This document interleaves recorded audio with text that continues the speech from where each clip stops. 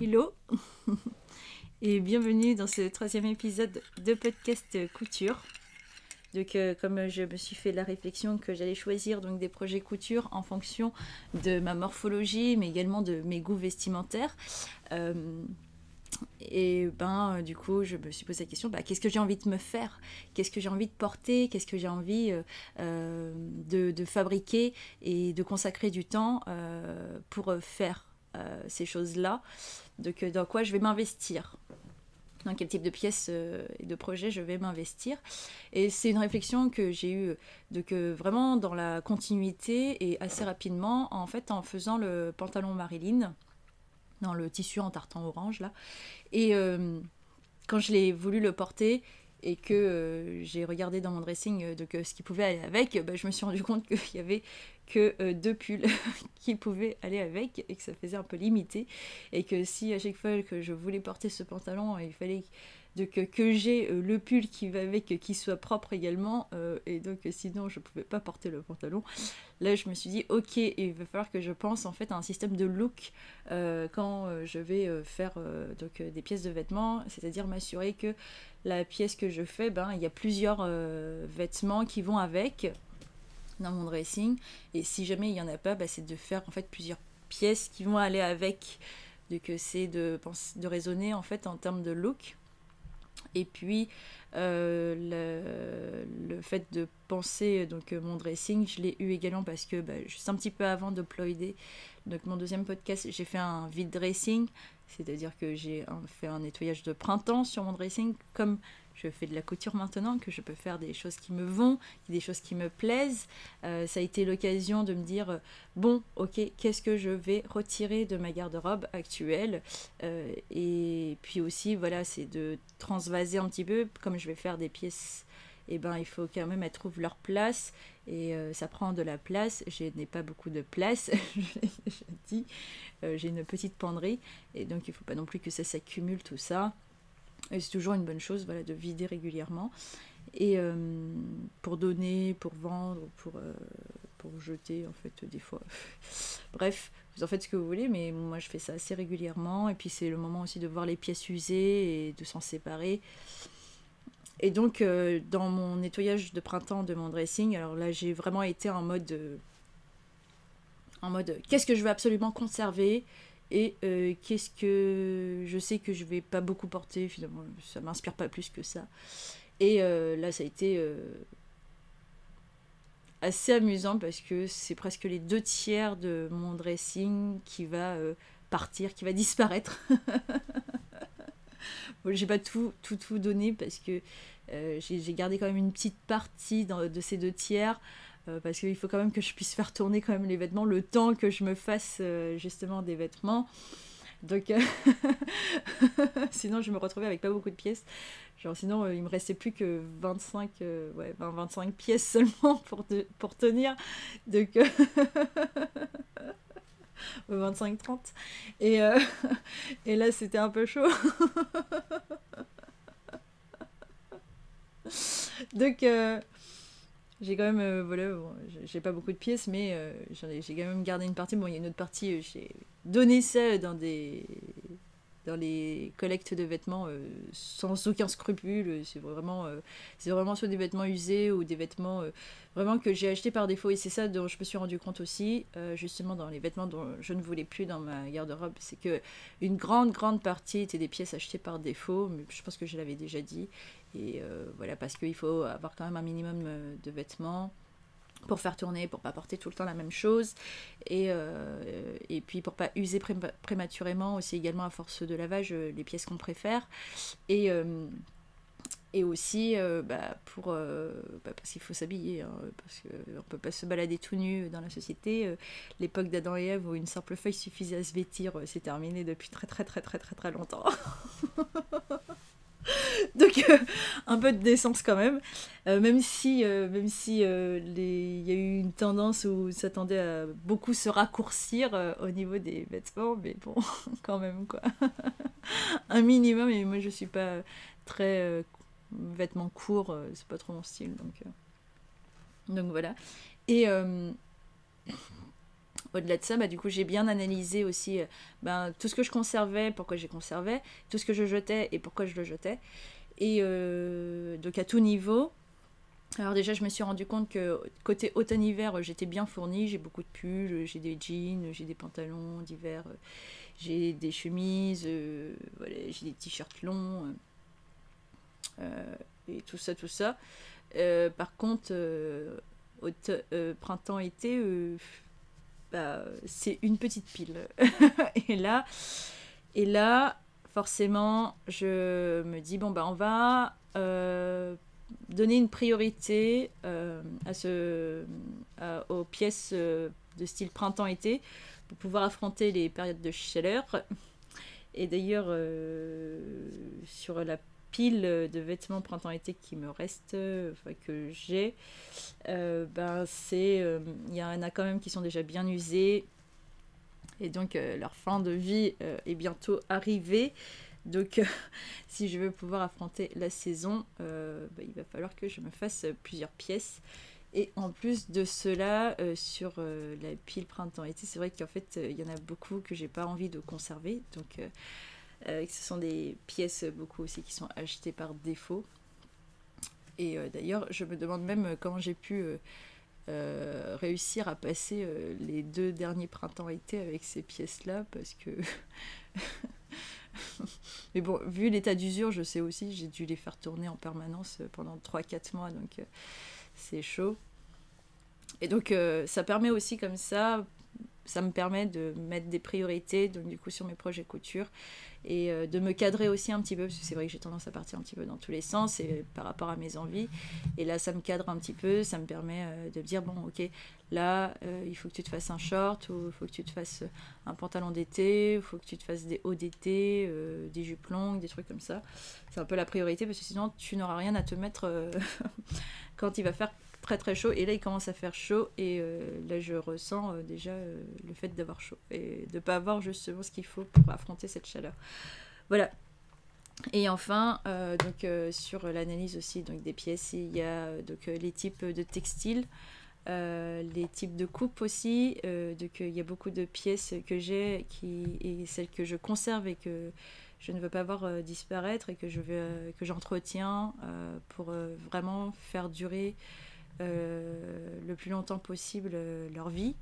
C'est beaucoup de pièces en fait qui sont issues du dressing masculin, et ça rejoint c'était assez amusant, parce que c'est Sylvie qui avait mis un commentaire à ce niveau-là, qui me demandait justement si je pouvais pas envisager de m'intéresser à des pièces qui sont issues du dressing masculin. Et donc, je réponds tout simplement que en fait, j'en ai déjà beaucoup, et que c'était en fait déjà une grande partie de ma garde-robe et de mes goûts vestimentaires. Et que donc, justement, me rendant compte de cela, j'ai décidé également de m'intéresser donc, aux modèles hommes qui sont proposés en termes de patron de couture. Parce qu'effectivement, déjà, ça rentre dans mes goûts vestimentaires, et de deux, c'est déjà une grande partie de ma garde-robe, et de 3, ça correspond effectivement à ma morphologie. Donc le tout réuni, voilà. Et donc j'ai acheté aussi des livres où il y a des modèles pour hommes.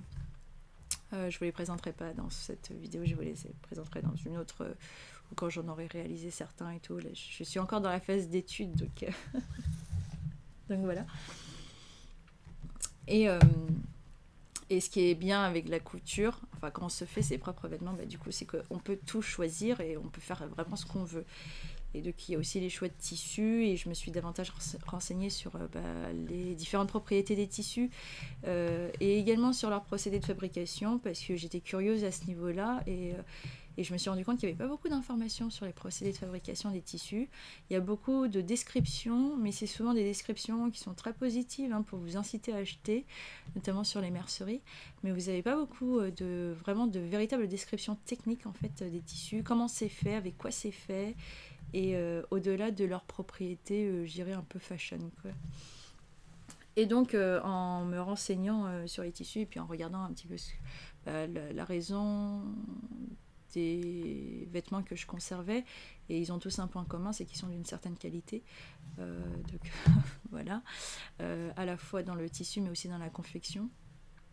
Et que justement le point commun des pièces que je ne conserve pas, c'est qu'effectivement à la fois et le tissu ou la qualité de confection n'est pas de très bonne qualité en grande partie, au-delà de la coupe qui peut ne pas aller mais que j'ai quand même acheté pour avoir quelque chose à porter. Donc là, forcément, mes choix de tissus sont maintenant plus orientés, sont plus précis.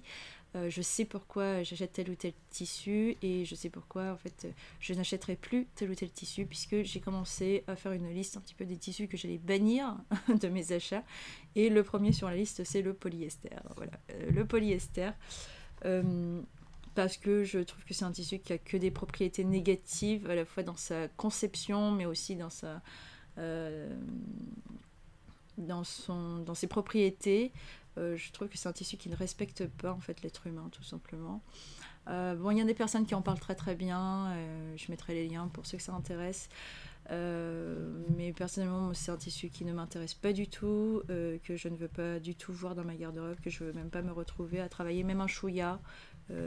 Maintenant, quand je regarde les compositions de tissus, maintenant je fais vachement attention à la composition des tissus, je regarde vraiment ça. Quand je vois qu'il n'y a pas d'indication de composition, j'achète même pas, même si le tissu me paraît très plaisant. Je regarde beaucoup plus la composition que je dirais la joliesse. Je sais pas, c'est la beauté en fait du tissu. Et même si je trouve un tissu très très beau, mais à partir du moment où il y a juste même 5% de polyester, je ne l'achèterai pas. Voilà. Et du coup, dans les premiers tissus que j'avais achetés, je me suis rendu compte que j'avais acheté des tissus avec du polyester dedans. Je suis un peu dégoûtée. Et parce que du coup, ces tissus-là, je sais pas trop quoi en faire. Il y a quand même un tissu que j'ai travaillé, mais les autres, j'ai pas prévu de les travailler. Je sais pas trop quoi en faire parce qu'en plus, je peux même pas les mettre au recyclage parce que c'est tout aussi chimique et polluant. Et on se retrouve toujours avec les mêmes problématiques en fait du polyester par rapport au lavage, par rapport à son utilisation. Et donc, je sais pas quoi faire parce que je pense que je peux même pas les utiliser comme bourre.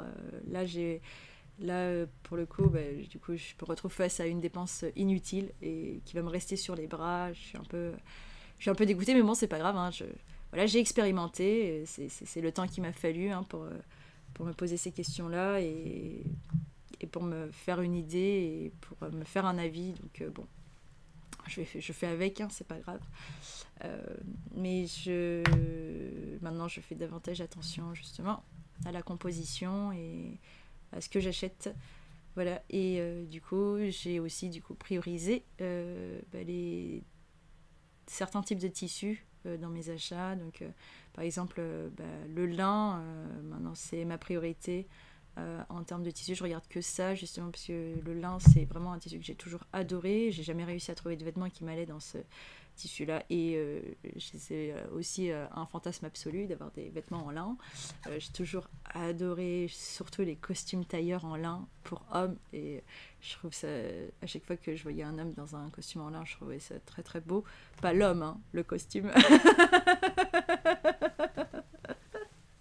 Et je trouve ce tissu-là, il va toujours beaucoup, beaucoup parler. Et en plus, il a énormément de propriétés positives, à la fois en termes environnementaux, mais aussi de respect de la peau et en termes de conduction de la chaleur, de rafraîchissement, tout ça, tout ça. Donc, et puis pour moi, vous savez, l'argument du repassage, pour moi, c'est pas un bon argument.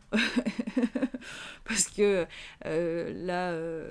on se retrouve forcément obligé à un moment donné de repasser. Donc on est une pièce de plus ou une pièce de moins à repasser. Je vois pas ce que ça change. Hein, ça va juste changer 5 minutes de votre vie. C'est pas 5 minutes utilisées dans votre vie qui vraiment va être fondamentale. Bon, pour moi, c'est pas un argument valable. Et c'est comme aussi le prix. Pour moi, c'est pas un argument valable. Par exemple, pour le polyester, c'est souvent ce qui revient, c'est que c'est pas cher.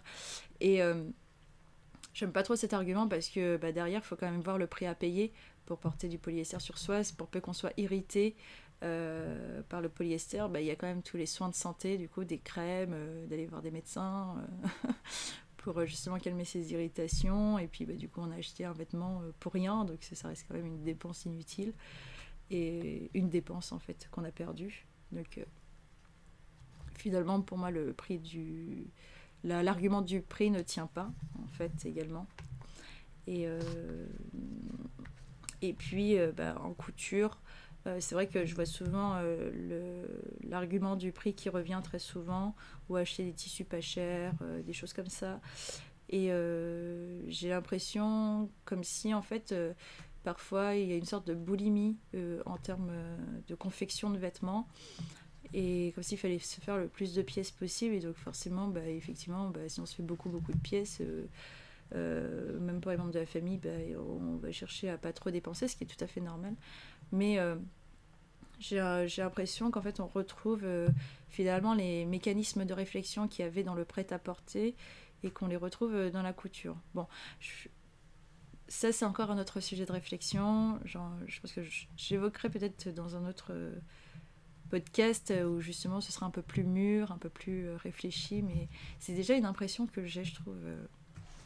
Donc c'est pour ça qu'après, le fait que ce soit pas cher, c'est pour cette raison-là que j'ai l'impression que cet argument revient souvent, alors que moi je regarde sur le long terme en fait, en termes d'argent, et je me dis je vais me faire un vêtement. Alors certes le tissu va peut-être coûter 15-20 euros le mètre, ce qui est quand même assez cher, mais le vêtement je vais le garder peut-être 5 ans, 10 ans, donc au final ça vaut le coup, quoi. Je sais pas. Bon, après, chacun a son rapport à ce niveau-là, chacun a son budget, et il faut faire aussi en fonction de son budget, mais je pense qu'il faut aussi avoir une vision, il faut savoir dépenser utilement, et regarder à la fois sur du court terme, mais aussi sur du long terme, quoi. Essayer d'être dans la prévision future, et j'ai l'impression qu'il y a beaucoup de personnes qui voient vraiment sur du très court terme, donc voilà, c'est comme souvent, quoi. Mais chacun a sa façon de voir, de toute façon il n'y a pas une meilleure façon de voir les choses qu'une autre, mais moi je suis plutôt quelqu'un qui regarde sur du long terme. Je sais regarder à court terme, je sais regarder à moyen terme, mais le plus souvent je regarde sur du très long terme, donc voilà. Donc là pour les tissus. Et enfin, alors dernier point, pour la raison pour laquelle j'ai aussi été sur cette réflexion de penser mon dressing, donc qu'est-ce que je vais faire comme type de vêtements et comment je vais orienter mes projets couture, c'était aussi, j'ai pensé du coup par rapport au pantalon Marilyn, je me suis dit ok, bon il y a des moments où je suis un peu une grosse flemmarde, j'ai pas trop envie de réfléchir sur ce que je vais porter, et puis en fait j'ai quand même acheté pas mal de tissus au coupon de Saint-Pierre, et ce sont des coupons de 3 mètres, et je me suis dit ok, j'ai 3 mètres de tissu, qu'est-ce que je peux faire avec tout ce coupon, c'est-à-dire en gros de plus penser à faire qu'une seule pièce dans le tissu, mais en fait à faire plusieurs pièces, et limite en fait à un coordonné haut bas, bas veste ou haut veste ou pochette, accessoires en plus, et d'utiliser tout le tissu que j'ai acheté pour faire un total look. Et comme ça, les jours où j'ai pas trop d'inspiration, où je sais pas trop comment je vais m'habiller, ou alors sinon je suis pressée, ou enfin bref, toutes les réalités quotidiennes, quoi, et bien j'ai juste en fait à prendre les vêtements qui sont tous de la même pièce, enfin du même tissu, je porte tout en total look, et hop, je me pose plus de questions, c'est réglé. Donc, c'est pour ce jour-là. Et j'ai trouvé l'idée géniale, et en plus, du coup, il a fallu que je pense, en fait, parce que du coup il y a des interactions de partout dans la constitution d'un look, donc c'est à la fois de penser le total look, mais aussi de faire en sorte que le tissu, ou enfin la pièce en fait qui est faite dans un tissu spécifique, et ça aille avec d'autres pièces qui sont faites dans d'autres tissus, qui est des combinaisons en fait de look de tous les côtés, en même temps qu'il y ait le total look. Et quand j'achète aussi également maintenant, ou que je pense en fait à des projets que je vais faire maintenant, je regarde pas qu'un seul tissu, je regarde en fait avec tous les types de tissus avec lesquels ça va aller.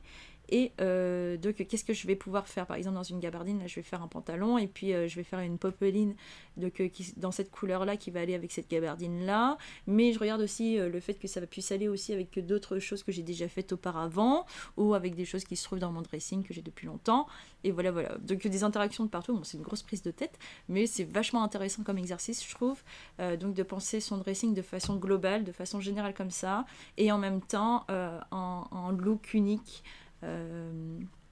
Donc voilà, donc là maintenant c'est un petit peu comme ça que je raisonne maintenant quand je fais mes projets couture. Et je trouve à la fois l'exercice très stimulant, très amusant, et en même temps, bon, on a du temps à perdre hein, quand même. Mais quand on aime, on ne compte pas, c'est ce qu'il faut se dire aussi. Voilà, voilà. Alors, donc, sur les vêtements que j'ai réalisés, bah, du coup, il y a un total look que j'ai à vous présenter. Et il y a donc à peu près 6 pièces que j'ai faites. Bon, il y en a 5 pour moi et une autre, bah, c'est le cadeau de ma petite sœur. Et bah, je sais qu'elle regarde pas, elle aura jamais le courage d'aller jusqu'au bout. Donc,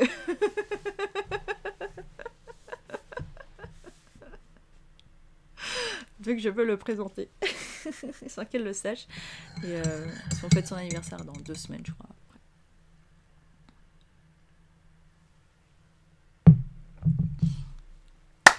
Et comme, donc, du coup, comme j'avais annoncé dans le podcast précédent, j'ai acheté le livre Coudre le stretch et j'ai fait donc un modèle de Coudre le stretch.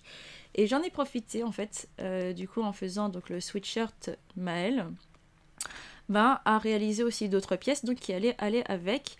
Et du coup, ça me permettait aussi comme ça d'explorer d'autres pièces faites en stretch. Donc, j'ai fait aussi une jupe et un pantalon. Et donc pour la jupe, c'est à peu près le même procédé de fabrication que pour un sweat ou pour un débardeur, enfin peu importe que les pièces qui sont présentées là-dedans.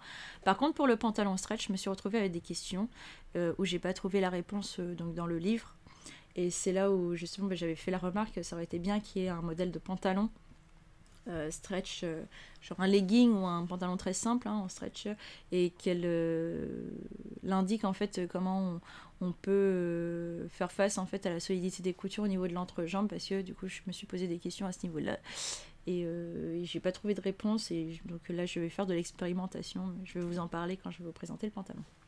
Donc j'ai fait donc le sweatshirt Maëlle dans le livre, c'est le sweatshirt raglan, voilà, hop là, et j'ai choisi donc l'encolure ronde, longueur moyenne, là, et manche 3/4. J'ai suivi absolument à la lettre en fait toutes les indications de montage de ce livre, les calculs. Je me suis reportée à plusieurs parties du livre en fait, par exemple pour les bandes de finition, donc la mise en place du ruban de propreté, l'utilisation du fil mousse aussi également, puis tous les calculs et tout ça. Donc j'ai eu vraiment le taux d'élasticité aussi, donc des différents tissus. Tout ça, donc j'ai vraiment eu à l'explorer tout le livre. Donc là par exemple c'est le passage sur le fil mousse en fait, où il vous donne en fait tout pour le gérer. C'est super bien, j'ai vraiment pas eu de problème pour utiliser le fil mousse, puisque moi je fais pas la surjeteuse, je fais la machine à coudre, et ça me va très très bien.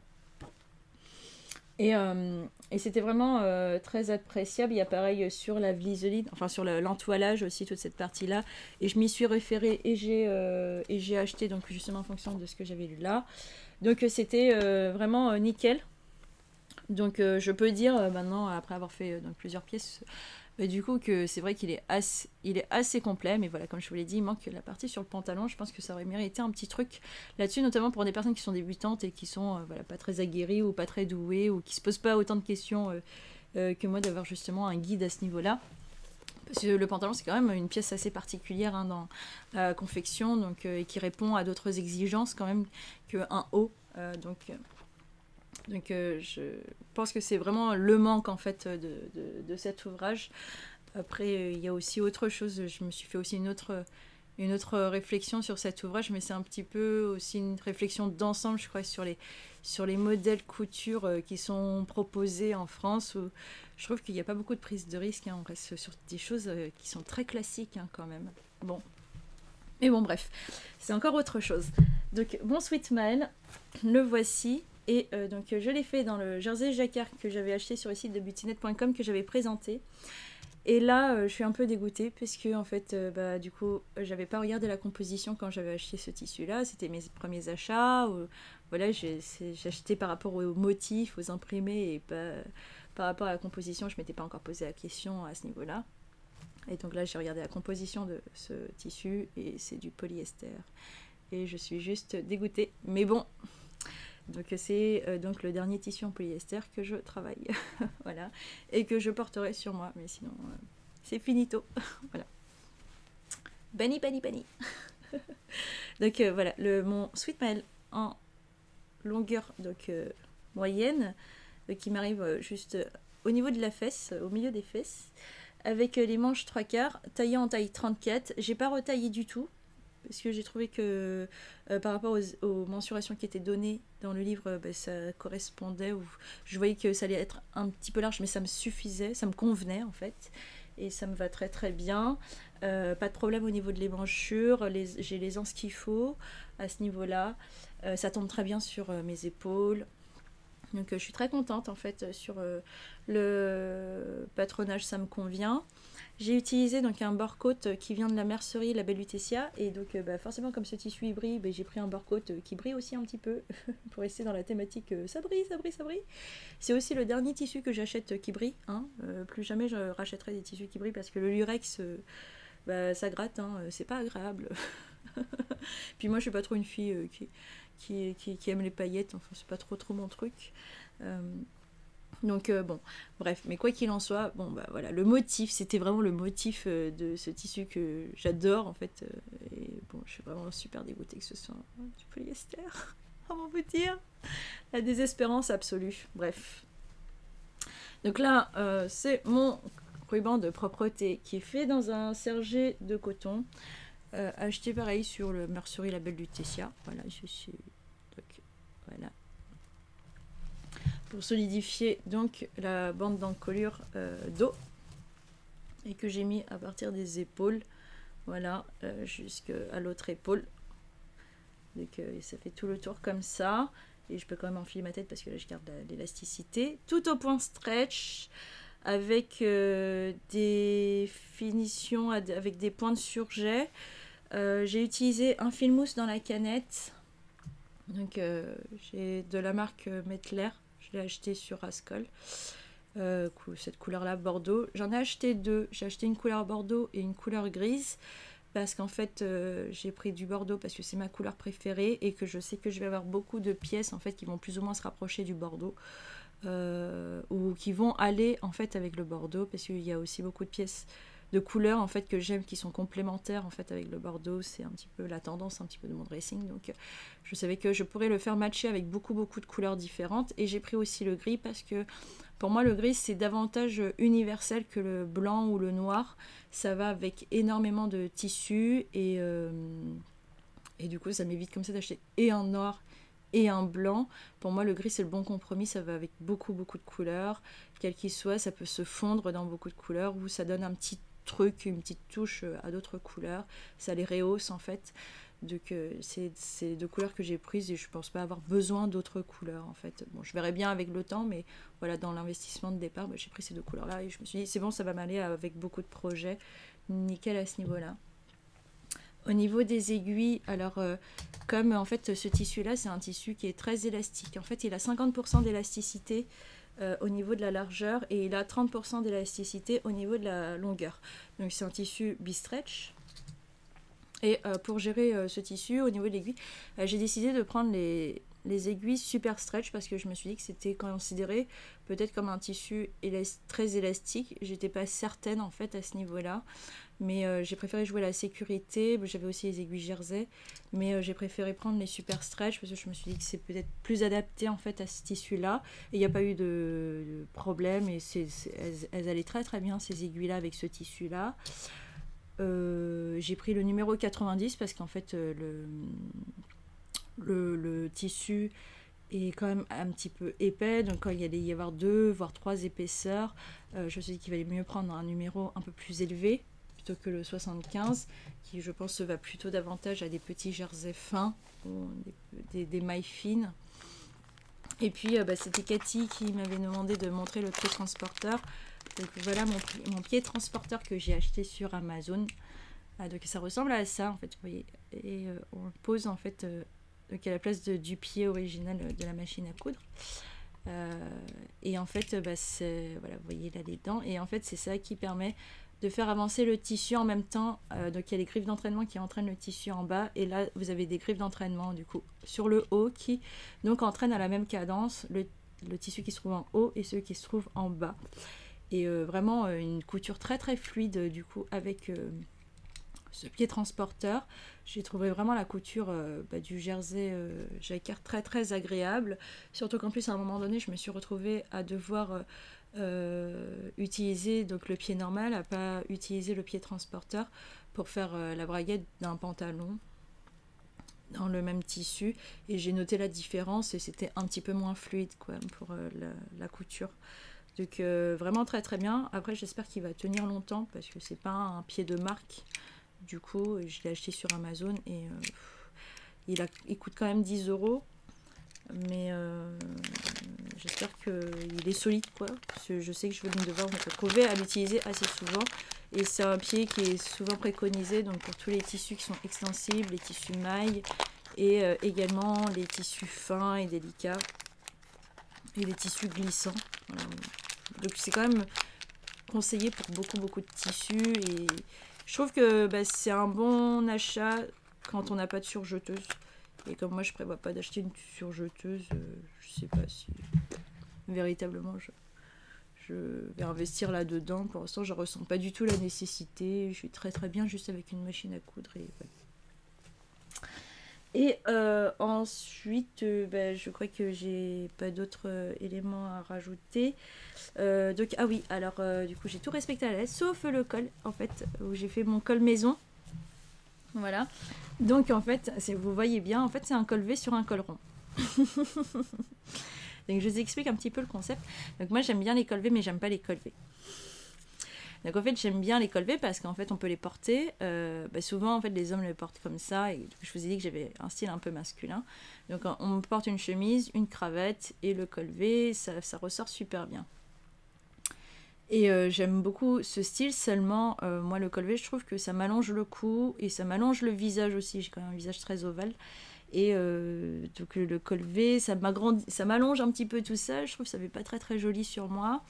Et en fait le problème des cols ronds, comme je porte des chemises, des cravates ou des cols en fait, enfin je porte beaucoup de cols, j'aime beaucoup les cols, des petits cols montants, des trucs comme ça.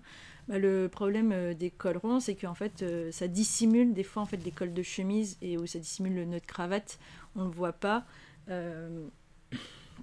Donc justement, je cherchais un col qui soit un petit peu un compromis entre les deux, et donc je l'ai fait, voilà. Donc sur une encolure ronde, donc d'avoir quand même cette pointe en V qui me permet donc du coup de pouvoir porter des chemises qu'on voit le col quand même.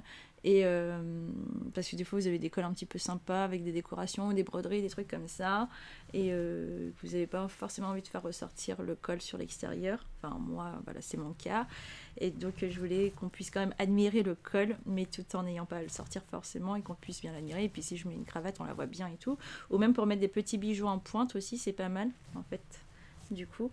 Et donc pour le faire, je me suis basée sur le template en fait du col qu'on trouve sur les bombers, et puis j'ai un petit peu retravaillé pour l'adapter, donc un col rond de sweat. Je pense que c'est pas encore tout à fait au point, mais j'améliore en fait le template avec des expériences, hein. Du coup je vais refaire un autre comme ça pareil, mais déjà j'aime bien le rendu en fait, je trouve que ça rend super bien, c'est exactement ce que je voulais et je suis très très contente à ce niveau là. Et vous voyez en fait là, donc il y a la croisure ici, voilà, hop, comme ça, donc c'est pas mal, moi j'aime beaucoup, je suis super fan, en même temps c'est moi qui l'ai fait. Voilà. Et que dire d'autre, je le porte très très bien. Après le seul problème c'est le tissu en soi, bon, c'est le fait que ce soit du polyester, et c'est le fait aussi que le lurex ça gratte beaucoup, c'est très très inconfortable, et il y en a partout du lurex, c'est pas une donnée que je n'avais pas pris en compte. Bon maintenant je le sais, donc voilà. Et donc pour aller avec ce sweat Maëlle, j'ai fait donc une jupe qui est la jupe Slinky. Donc la jupe Slinky, c'est un patron gratuit qui vient de Comatia Patterns. Et en fait, Comatia Patterns, j'avais beaucoup aimé sa planche à patron après avoir fait le Sweet Flash, je crois que je l'avais dit. Et j'avais beaucoup aimé en fait sa façon de présenter les choses. Et quelques-uns de ses modèles, même si je pense pas racheter d'autres modèles. Et donc j'ai décidé de la suivre sur les réseaux sociaux et elle avait annoncé, donc je crois qu'il y a à peu près 2 semaines de ça, donc la sortie de son nouveau patron qui est en plus un patron gratuit. Et donc c'était cette jupe là qu'elle propose en fait en 3 versions, donc en version courte, en version moyenne et en version longue. Et moi j'ai fait la version moyenne. Et pour vous montrer donc ces planches à patron, voilà. Donc en fait c'est vraiment, alors c'est nickel, hein, c'est vraiment le modèle génial en fait pour gérer un petit peu les paresseuses ou celles qui n'ont pas envie de s'investir dans un gros projet couture. S'il se fait très très rapidement, si en plus vous aimez ce type de modèle, c'est parfait parce que c'est donc du coup une jupe stretch mais qui suit les contours en fait de la forme. C'est pas la jupe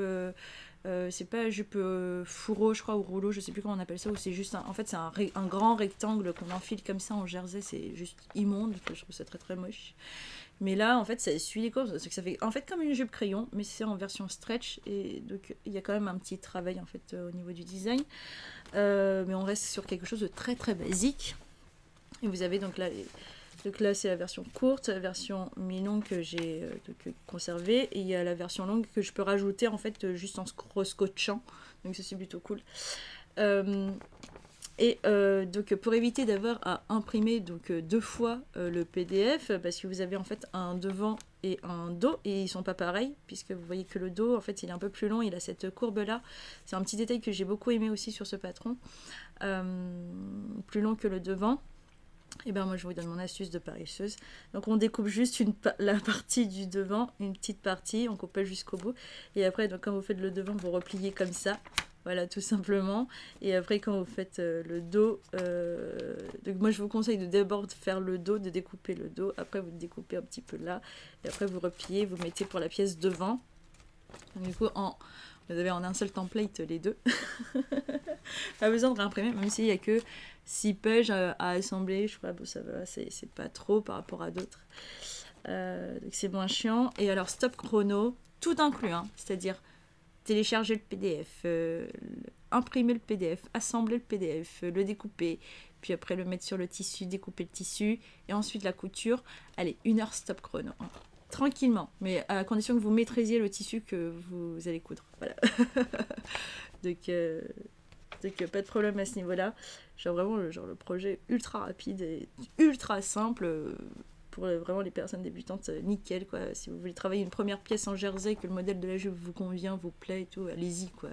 Sautez dessus, en plus c'est super bien expliqué dans les feuilles d'instruction, c'est très simple et il n'y a pas trop de prise de tête à se faire dessus. Hein. Vous faites une couture stretch sur le côté, les 2 côtés, après sur l'assemblage de la ceinture, sur le bas aussi. Moi j'ai fait des coutures stretch partout, j'ai pas fait de double aiguille, j'ai pas utilisé quoi que ce soit d'autre comme point, il n'y a eu que le point stretch pour celui-là et nickel quoi. Et il y a aussi quelque chose que j'aime beaucoup en fait dans les planches à patron de Comatia Patterns, c'est qu'elle indique en fait les lignes pour les modifications, pour rallonger ou raccourcir, donc en fonction de sa taille. Et puis elle indique aussi par exemple la ligne de hanche. Donc du coup moi comme j'ai eu à faire une modification au niveau de la ligne de hanche, parce que j'ai vu quand même qu'il y avait quand même un arrondi, et je me suis dit bon, même si c'est dans une matière stretch quand même, je pense que je vais pas prendre le risque que ça baille, vaut mieux que ça me serre un petit peu plus plutôt que ça baille et que ce soit moche. Donc moi j'ai retiré 1 cm au niveau de la ligne de hanche comme elle l'indiquait, c'était super facile du coup de retirer donc le centimètre au niveau de la ligne de hanche. Puis après j'ai en fait du coup fait en sorte de rejoindre la ligne de façon naturelle à partir de mon nouveau point de ligne de hanche, pouf pouf pouf pouf, pour voilà que ça fasse quand même une petite courbe malgré tout. Et que ça fasse un trait naturel après pour la découpe, pour l'esprit du modèle. Et voilà. Et c'est tout. Voilà, c'est juste ça. Voilà. Donc rien d'autre de plus à dire. Vraiment, j'aime beaucoup son travail à cette marque. Je crois qu'elle est canadienne ou québécoise, je sais plus, celle qui fait les designs de cette marque. C'est à confirmer, mais je trouve que son travail est très précis et très bien pensé, donc c'est très agréable d'avoir ce genre de choses. Et enfin, Donc la troisième pièce que j'ai faite toujours dans le même tissu pour faire un total look. Donc c'est un pantalon, voilà, que je porte sur moi. Oups, là, voilà. Avec une braguette, voilà, sur le devant. Je vais pas trop montrer. Et voilà, il a donc il y a un dos, un empiècement dos, le devant, la ceinture. Et le montage de la braguette. Alors, il vient donc de Burda Style, juillet 2012. C'est le modèle 130. Voilà, de ce magazine. Voilà, ici. Hop là, c'est le dessin technique. Et il donne ça, en fait, en photo. Voilà. Il donnait comme ça. Bon, j'ai pas trop pu voir véritablement à quoi ressemblait le pantalon, mais voilà, il est fait dans un tissu stretch très élastique. Il est quand même plutôt simple. Après, la seule chose de compliqué en fait dans ce vêtement, bah, c'était la fermeture éclair sur l'avant. Donc bon, j'avoue, j'ai pas réfléchi sur le coup parce que je me suis dit ah ouais, bon, bah, du coup je vais comme ça m'entraîner sur, je vais apprendre à faire le montage d'une fermeture éclair sur l'avant d'un pantalon. Bah, c'est ce que j'ai vu sur ce modèle-là. Mais là où je me suis pas rendu compte, c'est que en plus bon, déjà le montage d'une fermeture éclair c'est pas très très simple, hein, donc l'assemblage de la braguette sur le devant d'un pantalon, et c'est plein d'étapes en fait à respecter dans l'ordre. Il faut être assez minutieux et très concentré, mais en plus de ça je décide de le faire sur un tissu stretch et c'est seulement après que je me suis rendu compte du challenge que je m'étais imposé. Mais bon. Comme quoi, bon, c'est bien hein, de ne pas être conscient en fait des difficultés vers lesquelles on va. Des fois, bah, on se retrouve à faire des choses un peu improbables et des fois, c'est bien aussi de ne pas trop réfléchir. Voilà, bon. Et donc, bah, les explications, du coup, pas de schéma et uniquement des explications écrites, comme ça. Voilà. Avec, pour la fermeture éclair, un paragraphe qui se rajoute en fait ici. Et genre, c'est tout ça pour le montage de la fermeture éclair. Quand j'ai vu le pavé, j'ai fait ah ouais, c'est si compliqué que ça de monter la fermeture éclair sur l'avant. J'étais ah ouais, quand même. Et j'avoue, j'ai mis énormément de temps à comprendre. Mais maintenant que j'ai compris le principe, bah maintenant les prochaines fermetures éclair, il n'y aura pas de problème. Sachant que sur le montage donc, qui est décrit par Burda Style, c'était pas le même montage que j'ai retrouvé sur des vidéos. Donc moi j'ai vraiment décidé de suivre à la lettre le montage du magazine. Voilà, pour apprendre à leur façon. Et puis c'était aussi pour apprendre à respecter, enfin à lire des consignes et à les comprendre dans un magazine comme celui-là où il n'y a pas en fait de schéma pour vous montrer où vous en êtes. Et ben maintenant que j'ai réussi à faire un vêtement sans schéma, là j'avoue maintenant je me sens prête à attaquer tous les modèles des Burda Style que j'ai. Là c'est bon. Let's go. La fête va commencer. Donc je l'ai fait dans la taille 34 et puis j'ai souvent lu que Burda Style taillait grand, donc j'ai fait la taille 34 et du coup j'ai décidé de le découper dans le tissu sans surplus de couture. Voilà, et puis comme en plus je me suis dit je prenais pas un grand risque non plus si de façon générale Burda taille grand et en plus je travaille sur un tissu qui a quand même 50% d'élasticité en largeur et 30% en longueur. Voilà, ça va aller, je vais pas me sentir inconfortable dans le pantalon. Il n'y avait pas de problème à ce niveau-là. Donc j'ai fait comme ça et bah, ça tombe nickel. Je pense, bon, il a des petits défauts, hein, c'est normal. Voilà, c'était un peu compliqué quand même le montage de la braguette. Je sais que mon montage il est pas parfait, il a pas mal de petits défauts, mais j'ai compris le principe maintenant. Et bon, ça m'a pris à peu près, pour le montage juste de la braguette, ça m'a pris à peu près 3h30, je crois, 4h. Parce qu'en plus, j'ai pas fait de toile, j'ai pas fait de pièces d'études. J'y suis allée directement sur ce tissu-là, puisque, bon, bah, comme je me suis dit, c'est du polyester. Je vais pas m'appliquer plus qu'autre chose parce que j'envisage pas de faire durer ce vêtement. Donc voilà, quoi. Donc c'est un peu, je l'ai un peu considéré comme une toile du coup.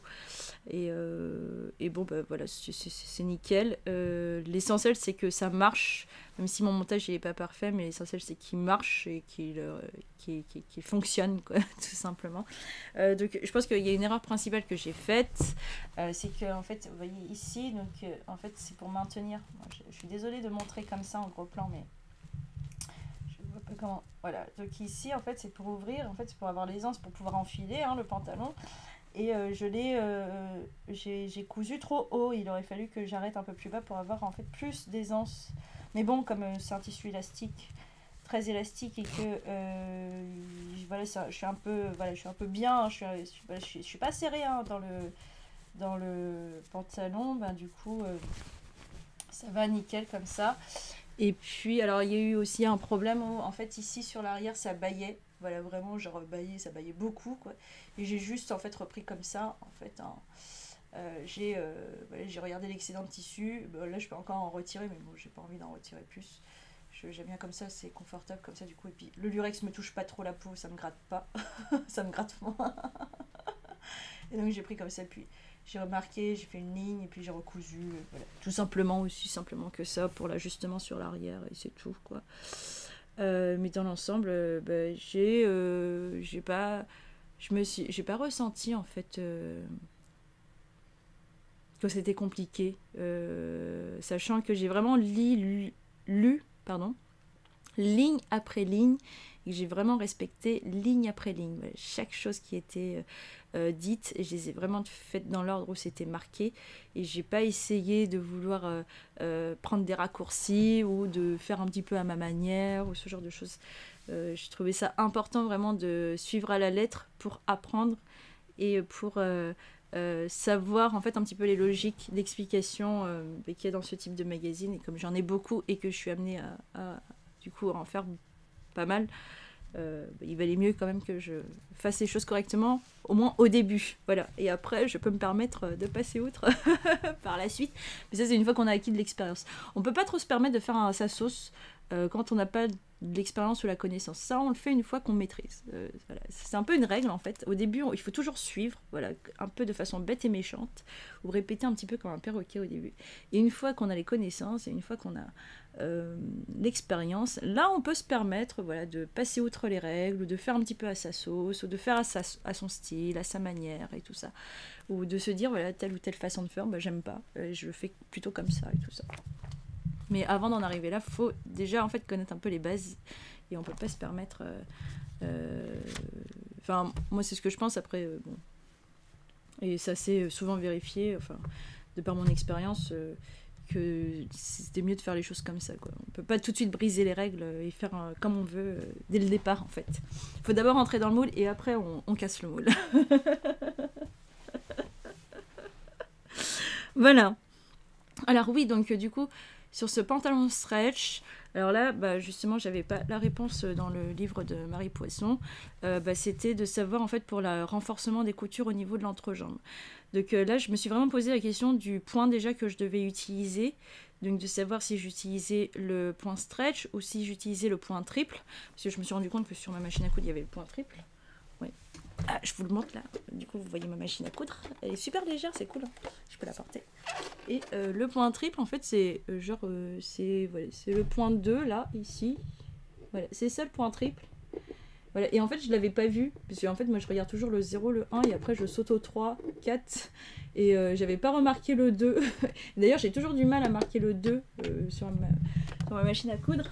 C'est pas encore un réflexe, mais ça commence à être de plus en plus, puisque j'utilise maintenant souvent, puisque je fais quand même déjà plusieurs pantalons.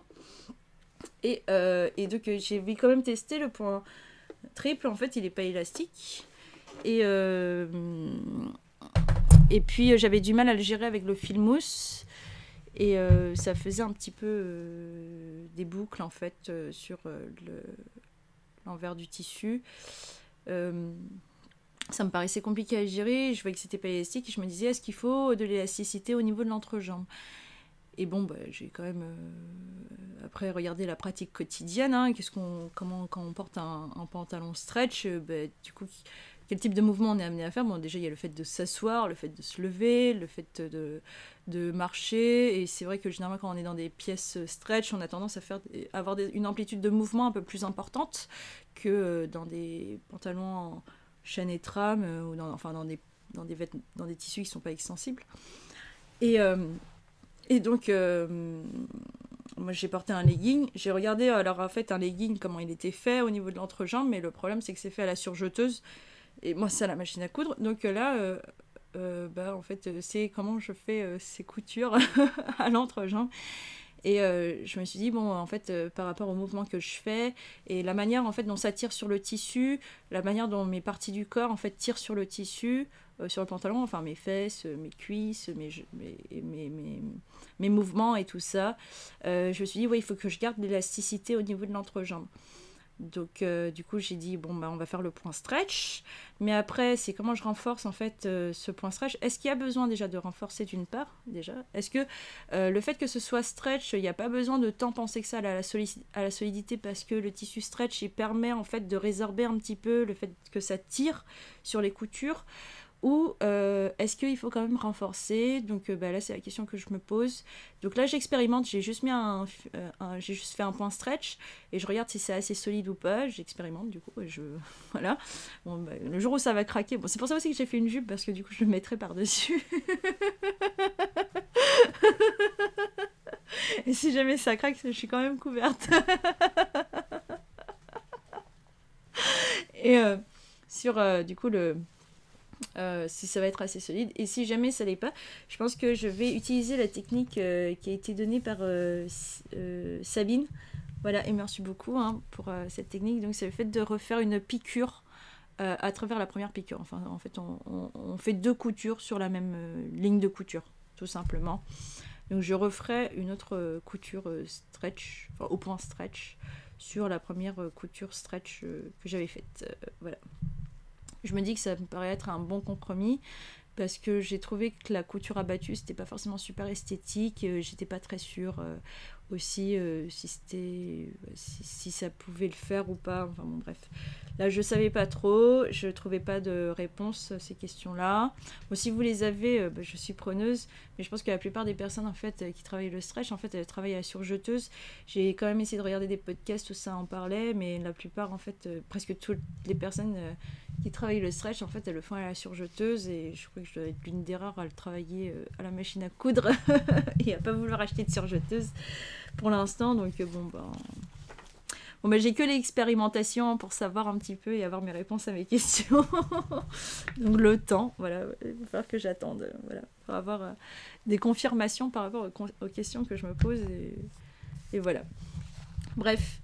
Et donc ouais, ça aurait été sympa, voilà, du coup d'avoir quelque chose sur les pantalons dans le livre, et sur aussi la gestion des tissus bi-stretch et tout ça. Bref, on va voir. Voilà. Alors je sais pas si je vous l'ai dit sur la tension que j'ai utilisée.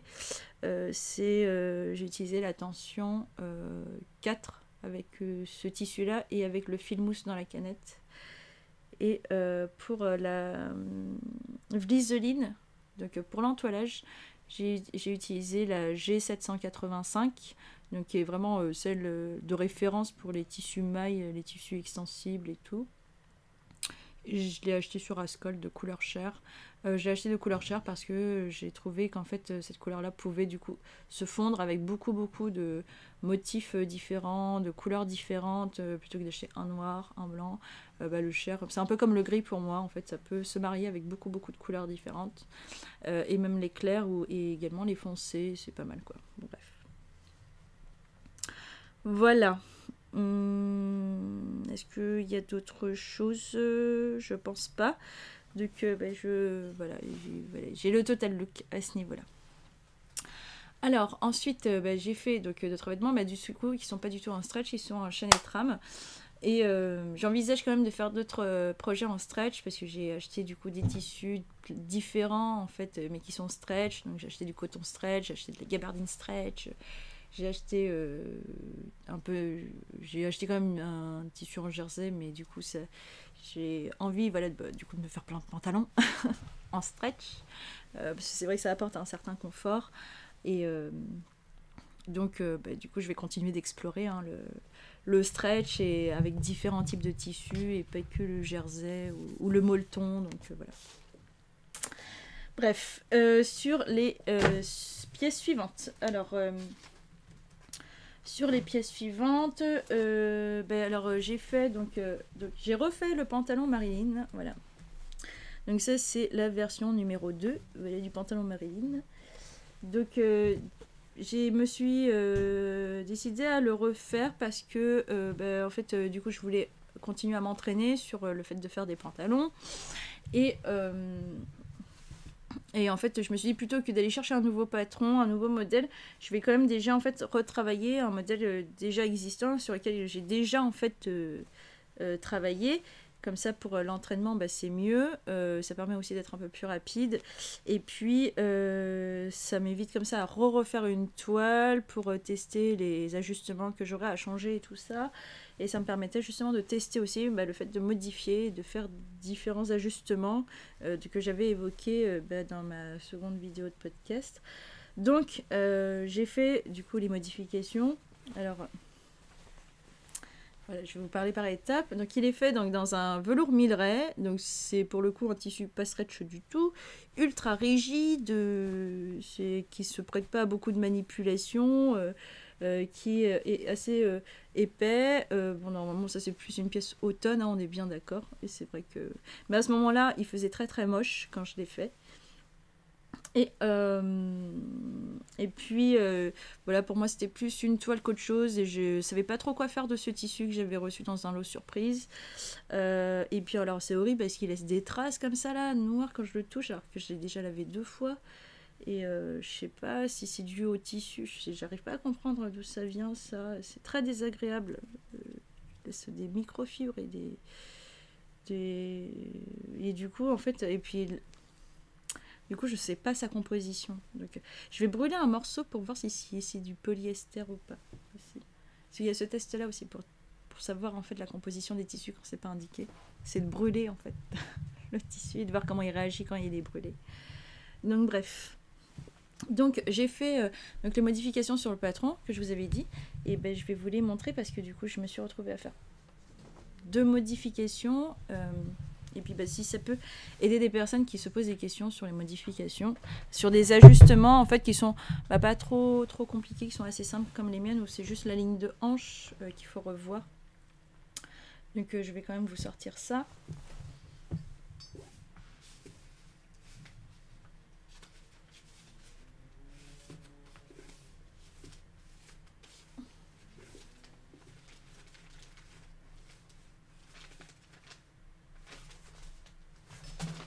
Voilà.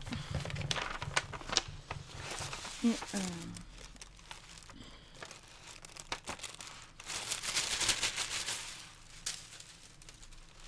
et hop, voilà. Donc, voilà.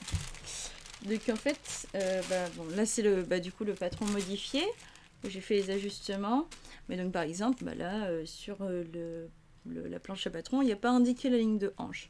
Mais c'est pas très grave, hein, c'est facile à trouver. Hein, il suffit d'aller chercher le point le plus fort. Voilà, la ligne la plus forte en fait pour trouver un petit peu la ligne de hanche. Enfin, faut se dire que ça résonne comme ça en fait dans la fabrication du patron. Et donc j'ai tracé la ligne de hanche, là, vous voyez le trait. Hein, voilà. Je me suis dit c'est là. Sans indication, c'est là, par raisonnement. Et donc au départ, j'ai voulu retirer 2 cm. Mais en fait, quand j'ai retiré 2 cm, je trouvais que ça faisait quelque chose de très très moche. En fait, j'avais du mal à vraiment suivre la courbe. Et je me retrouvais à retirer trop, en fait, pour rejoindre la courbe et tout.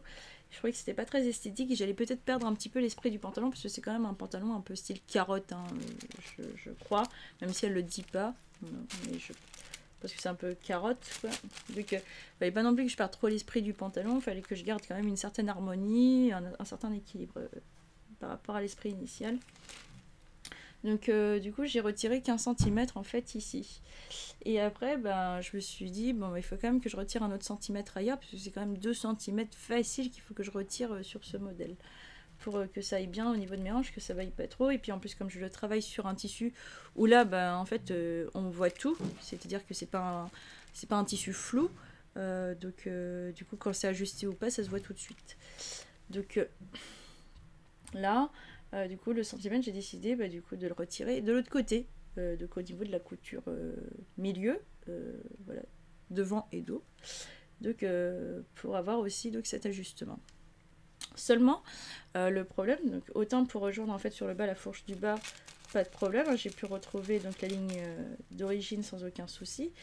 Mais par contre sur le haut, bah, en fait ici c'est une ligne droite. Donc si je rejoignais, j'essayais de rejoindre la courbe d'origine, ça allait faire très très moche. Ça allait faire un truc en courbe comme ça. Et le fait que ce soit en ligne droite, c'est pas non plus innocent, je pense, sur le devant. C'est fait comme ça, donc il fallait que je garde en fait le fait que ce soit une ligne droite. Donc ce que j'ai fait, c'est que j'ai tracé la ligne droite, mais du coup je me retrouvais à perdre 1 cm en fait au niveau de la taille. Et ça c'était problématique puisque moi au niveau de la taille j'avais pas besoin de perdre 1 cm. Donc maintenant la question c'est de savoir bah, où est-ce que je récupère ce centimètre que j'ai perdu ici. Et puis ici aussi hein, du coup en retaillant et tout bah, en fait même en essayant de rejoindre la ligne d'origine, et comme c'est une ligne droite en fait c'est pour le placement de la poche, bah, j'ai perdu aussi ici à peu près 0,5 enfin 0,3 0,5 cm. Donc je perdais au total environ 1,5 cm. Donc il fallait quand même que je les récupère quelque part, parce que sinon ça va aller au niveau de la taille, j'allais me retrouver trop serré. Et bon, bah, j'ai pas réfléchi très très longtemps. En fait, bah, j'ai répercuté au niveau de du pli du milieu, parce qu'elle a une certaine largeur, le pli d'origine. Et donc en fait, bah, la mesure que j'ai perdue de part et d'autre, et ben en fait, je les ai récupérées en réduisant la largeur du pli voilà, d'un des deux plis.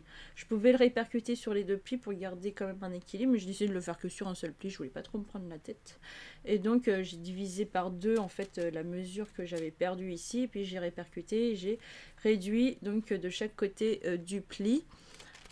Et j'ai fait la même chose au niveau du dos, sachant que là par contre pour le dos, j'avais pas trop besoin en fait de j'avais pas besoin en fait de réduire la pince en fait, mais sinon c'est ce que j'aurais fait si j'avais perdu au niveau de la taille, parce que là j'ai pu rejoindre la ligne de taille sans avoir à modifier la ligne de taille, sans perdre en fait des millimètres ou des centimètres sur la ligne de taille, donc ça allait au niveau du dos. Et là c'est pareil, j'ai déterminé un petit peu où se trouvaient les lignes de hanche du dos, et puis après c'était de refaire le tracé pour essayer de retrouver en fait la ligne d'origine et l'esprit du pantalon. J'ai fait comme ça, donc pour l'ajustement. J'ai vu qu'il y avait une autre méthode. Ah oui, j'ai vu qu'il y avait une autre méthode pour ajuster, et surtout quand c'est plus d'1 cm. Et c'est une méthode qui est préconisée. Et en fait, c'est de prendre en fait le milieu du pantalon, enfin de déterminer le milieu du pantalon. Et sur ce milieu du pantalon, c'est là où on va retirer ou rajouter en fait des centimètres pour gagner en largeur donc sur l'ensemble du pantalon. Mais moi c'est pas de ce dont j'avais besoin, puisque moi j'ai pas besoin de perdre au niveau de la taille, j'ai pas besoin de perdre au niveau des genoux, des cuisses et tout ça. Moi j'ai juste besoin de perdre au niveau de la taille, au niveau de la hanche. Donc cette méthode là elle me convenait pas trop, parce que ça me faisait perdre en fait des centimètres un petit peu partout là où j'avais pas besoin d'en perdre. Donc j'ai pas appliqué cette méthode là, et j'ai utilisé donc, celle que je viens de vous montrer, et qui me convenait tout à fait, et ça tombe nickel pile poil comme il faut. Donc je suis assez contente parce que du coup le travail d'ajustement il était comme il faut, enfin ça tombe exactement comme je voulais. Et donc après en fait sur le reste du modèle, j'ai rien du tout modifié, même la longueur. Par contre là pour le coup j'ai respecté la longueur, parce que sur l'autre que j'avais fait avant j'avais allongé un petit peu. Là j'ai respecté la longueur, et c'est bien en fait une longueur 7/8, et c'est très moche en fait en tout cas sur ce tissu là ça va pas du tout en fait, et ce tissu là c'est pas fait pour une longueur 7/8, et ça sert pas bien après dans les bottines ou les vêtements et tout, c'est pas top, ou dans les bottes et tout ça. Donc du coup sur le bas j'ai rajouté un élastique pour maintenir en fait le bas du pantalon. et que ça s'insère bien dans des bottes, des bottines et tout, facilement, mais sinon pour le reste. Et après, alors en fait, quand j'ai regardé, donc au départ, il n'y avait pas la basque, en fait, là, ici. Et au départ, quand j'ai regardé le tissu, la coupe, tout ça, j'avais pas encore monté la ceinture, et je me suis dit, ouais, c'est moche. C'est moche, je vais jamais porter ça. Et bon, même si c'était une pièce d'expérimentation sur les ajustements, une pièce d'entraînement également, mais je me suis dit quand même, voilà, c'est quand même du tissu que j'ai acheté, il faut quand même que j'en fasse quelque chose. Ce serait bien que je le porte quand même un petit peu, quoi. Et, euh, et du coup, je réfléchissais un peu à un moyen de, voilà, de le rendre un peu plus portable, en tout cas pour moi, que j'aurais plaisir à le porter et où je n'allais pas le porter un peu en mode à reculons. Bon, c'est vrai que c'est aussi un pantalon que j'aurais pu utiliser genre pour des travaux, ou voilà, pour faire des randonnées, pour marcher, tout ça. Bon, c'est vrai c'est fait un petit peu pour ça, le tissu. Mais je me suis dit, ouais, il faut quand même que je pimpe un petit peu le truc. Je sais pas pourquoi je pensais comme ça, mais j'avais envie d'un petit peu de fantaisie sur ce tissu-là. En plus, je me disais, ouais, ça peut être un travail, un exercice assez intéressant d'essayer justement de, de, de donner une petite touche de fantaisie sur un tissu qui ne s'y prête pas du tout. Et sur un modèle qui s'y prête pas vraiment beaucoup non plus. Hein. On peut pas dire que le modèle Marilyn, ce soit le modèle le plus enthousiasmant et fantaisie du monde. Hein. C'est vraiment genre le pantalon carotte classique. Hein. Voilà. Et en fait, je regardais le livre. Et je me suis...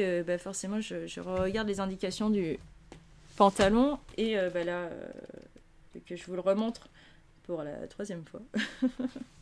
Voilà. Et là, je me souviens de cette fameuse basque que j'aime bien. Voilà. Et je me dis, en fait, je vais prendre la basque. Je vais pas faire le haut, mais je vais prendre la basque et je vais le mettre sur ce pantalon. Et je vais voir ce que ça donne, mais je suis sûre que ça rend super bien. Et dans mon esprit, ça matche tout de suite. Je me dis, ça va vraiment super bien rendre.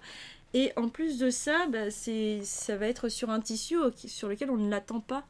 Le velours Milleray, c'est pas un tissu très féminin, c'est pas un tissu qui est fait pour des choses très girly, très féminines.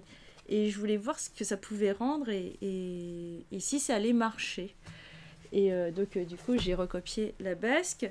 Alors, je l'ai montée davantage sur le devant, parce que sur le modèle, elle, c'est un peu plus sur le côté. Et moi, j'ai vraiment mis sur le devant, parce que ça faisait un petit peu bizarre, en fait, quand je mettais sur le côté. Puis ça faisait marrant, en fait, du coup, sur le devant.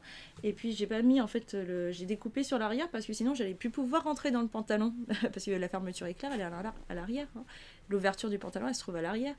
Donc, si j'avais cousu toute la basque, en fait, sur toute la ceinture, je pouvais plus enfiler. Je pouvais plus le mettre, donc j'étais obligée de découper à l'arrière. Et en fait, quand j'ai découpé au départ, juste au milieu ici, ça faisait très moche, ça faisait super bizarre et tout. J'ai essayé sur le côté uniquement et ça faisait aussi super bizarre. Enfin, ça rendait pas super bien. Et j'ai essayé aussi ici et ça rendait pas non plus super bien. Donc je l'ai mis là, j'ai vu, c'était le bon compromis. C'est encore un petit peu bizarre, mais c'est acceptable, visuellement parlant. Et dès que j'ai posé la basque en fait sur le modèle, j'ai fait le bon choix quoi. C'est vraiment ça matche bien, je trouve. Ça va vraiment super bien ensemble. Ça donne un truc en fait, justement sur un tissu, justement, qui ont vraiment qui s'y prête pas en fait. C'est pas fait pour ce genre de. Enfin, ça a jamais été utilisé comme ça et tout. Et là, j'aime beaucoup. Du coup, je vais aussi beaucoup m'amuser du coup avec les styles, avec justement les tissus et aussi les idées un petit peu préconçues qu'il y a vis-à-vis de chaque tissu. Donc moi j'ai beaucoup aimé m'amuser comme ça. Je trouve que voilà, c'est marrant en fait. Et bon, j'avoue, quand je l'ai porté et mes amis m'ont regardé avec ça, ils ont fait mais qu'est-ce que tu fous avec ça? Il y en a beaucoup qui ont rigolé. Il y en a beaucoup qui m'ont fait des blagues pourries aussi. Et mais moi, dans l'ensemble, j'aime bien. Je trouve ça super marrant. En plus, quand je mets les mains dans les poches, voilà, il y a un petit effet vraiment fleur comme ça qui bouge et tout. Je tourne avec, c'est marrant. J'ai l'impression d'être comme une enfant quand je porte ça. Et avec des bottes. Voilà, et je rajoute en fait un tartan rouge et vert avec ce pantalon-là. Là, c'est un look du feu de Dieu, je trouve. Parce qu'en fait, j'ai posé un biais un peu vert cacadois avec une piqûre rouge. Parce que je trouvais que ça allait bien en fait avec ce bleu du velours Milleray, un bleu un peu, je sais pas quelle nuance que c'est, mais c'est pas super top quoi. Voilà, ça va pas avec beaucoup de choses, mais je l'ai essayé, je l'ai un petit peu porté, c'était marrant. Et quand il faisait pas encore très très beau, bon, maintenant qu'il fait beau, je vais plus le porter parce que j'aurais trop chaud quoi. Et puis même pour faire des balades en forêt et faire de la randonnée, aller en montagne et tout ça, je me dis quand même je vais avoir un petit style, quoi, un petit look sympathique. Ce sera pas habituel quoi, c'est marrant, un petit peu original, c'est marrant, donc je suis assez contente. Bon par contre Marilyn, c'est la dernière fois que je le fais, mais je garde l'idée de la basque et je vais la retravailler un petit peu et du coup je vais aussi chercher des templates de basques différentes, parce que oui, ce que j'aime bien aussi avec cette basque, je me suis rendu compte, c'est que en fait ça a donné l'impression, l'illusion en fait que j'ai des hanches alors que j'en ai pas, et ça masque le fait que j'en ai pas. C'est pas mal visuellement aussi à ce niveau-là. Par rapport à la morphologie, j'ai trouvé le concept assez sympa. Voilà. Ah oui, alors pour tout le matériel que j'ai utilisé, alors j'ai utilisé une aiguille universelle 100, numéro 100, parce que le velours et le Milleray c'est quand même assez épais. Et quand vous vous retrouvez avec plusieurs épaisseurs, alors là c'est super chaud. Alors c'est vrai qu'au niveau de la ceinture, ça a été très compliqué parce que là il y avait vraiment le pantalon plus la basque plus le devant et l'arrière de la ceinture, donc ça faisait 4 épaisseurs. En plus j'ai fait une finition Hong Kong sur pas mal des endroits du pantalon, de l'entrejambe et tout ça. Donc du coup ça rajoutait encore 2 épaisseurs en plus, et puis bon, c'est le biais en coton de très mauvaise qualité, où en fait je crois que c'est de la toile de coton qui est utilisée pour faire le biais, genre c'est super épais, c'est horrible. Donc ouais, l'aiguille 100 c'était genre indispensable. J'aurais pu limite même presque prendre une aiguille de jean, mais j'ai pas pris ça. Et par contre il y a eu beaucoup d'endroits, surtout là où il y avait le plus d'épaisseur, où j'ai tourné à la main la molette, j'ai cousu en fait en tournant la molette à la main, j'ai pas du tout appuyé sur la pédale et j'ai fait vraiment des très longues distances juste en roulant la molette comme ça, parce que sinon j'allais péter l'aiguille. Donc mais c'était intéressant du coup comme expérience, et ça m'a permis aussi de comprendre aussi comment travailler les épaisseurs et ces épaisses couches. Surtout qu'en plus j'ai envie de travailler donc certains tissus qui sont un petit peu épais pour faire des sacs, pour faire des pochettes, des trucs comme ça. Donc c'était aussi un bon exercice à ce niveau-là, et maintenant je sais un petit peu comment je dois envisager ça. C'est plutôt cool à ce niveau-là, ce projet-là. Voilà. Et enfin, j'ai fait également, je vais d'abord présenter ce que j'ai fait pour ma petite sœur. J'ai fait également pour ma petite sœur donc la blouse Bianca. Alors je vous avais montré un en cours où j'avais commencé à faire donc une combi short issue du Burda Easy printemps-été 2017. Et en fait, j'arrivais pas à me décider sur le bas, je vous l'avais dit. Et j'arrivais toujours pas à me décider sur le bas, et j'arrivais pas vraiment à vraiment envisager un bas. Je savais pas si j'allais faire une jupe, si j'allais faire un short. Ça commençait à trop me prendre la tête, j'en pouvais plus, et donc j'ai décidé de laisser tomber ce projet là et d'aller chercher autre chose. Et je cherchais un petit peu dans les modèles ce qui pourrait lui convenir, et puis dans mes recherches du coup c'est vrai que je suis retombée sur les modèles de Wear Lemonade. Enfin, les débuts en fait de Wear Lemonade, quand c'était sur le blog de Make My Lemonade, et donc c'est des patrons qui sont encore gratuits sur le blog. Donc là c'est la blouse Bianca, et là en regardant l'esprit général de la blouse Bianca, je me suis dit ouais, ça peut le faire avec le wax, ça va bien aller en fait dans le wax. Et en plus de ça, c'est assez joli, je pense que c'est assez simple, et en même temps ça a sa petite touche de fantaisie qui va plaire à ma petite sœur. Donc je lui ai fait dans la taille 36 parce que j'ai pris ses mensurations. J'ai regardé par rapport au tableau des mensurations qui est mis sur le modèle de la blouse Bianca, ça allait, et j'avais pas besoin de faire de modifications, je pense. Je croise les doigts quand même pour que ça lui aille. Mais ça devrait théoriquement lui aller, puisque j'ai essayé après sur moi.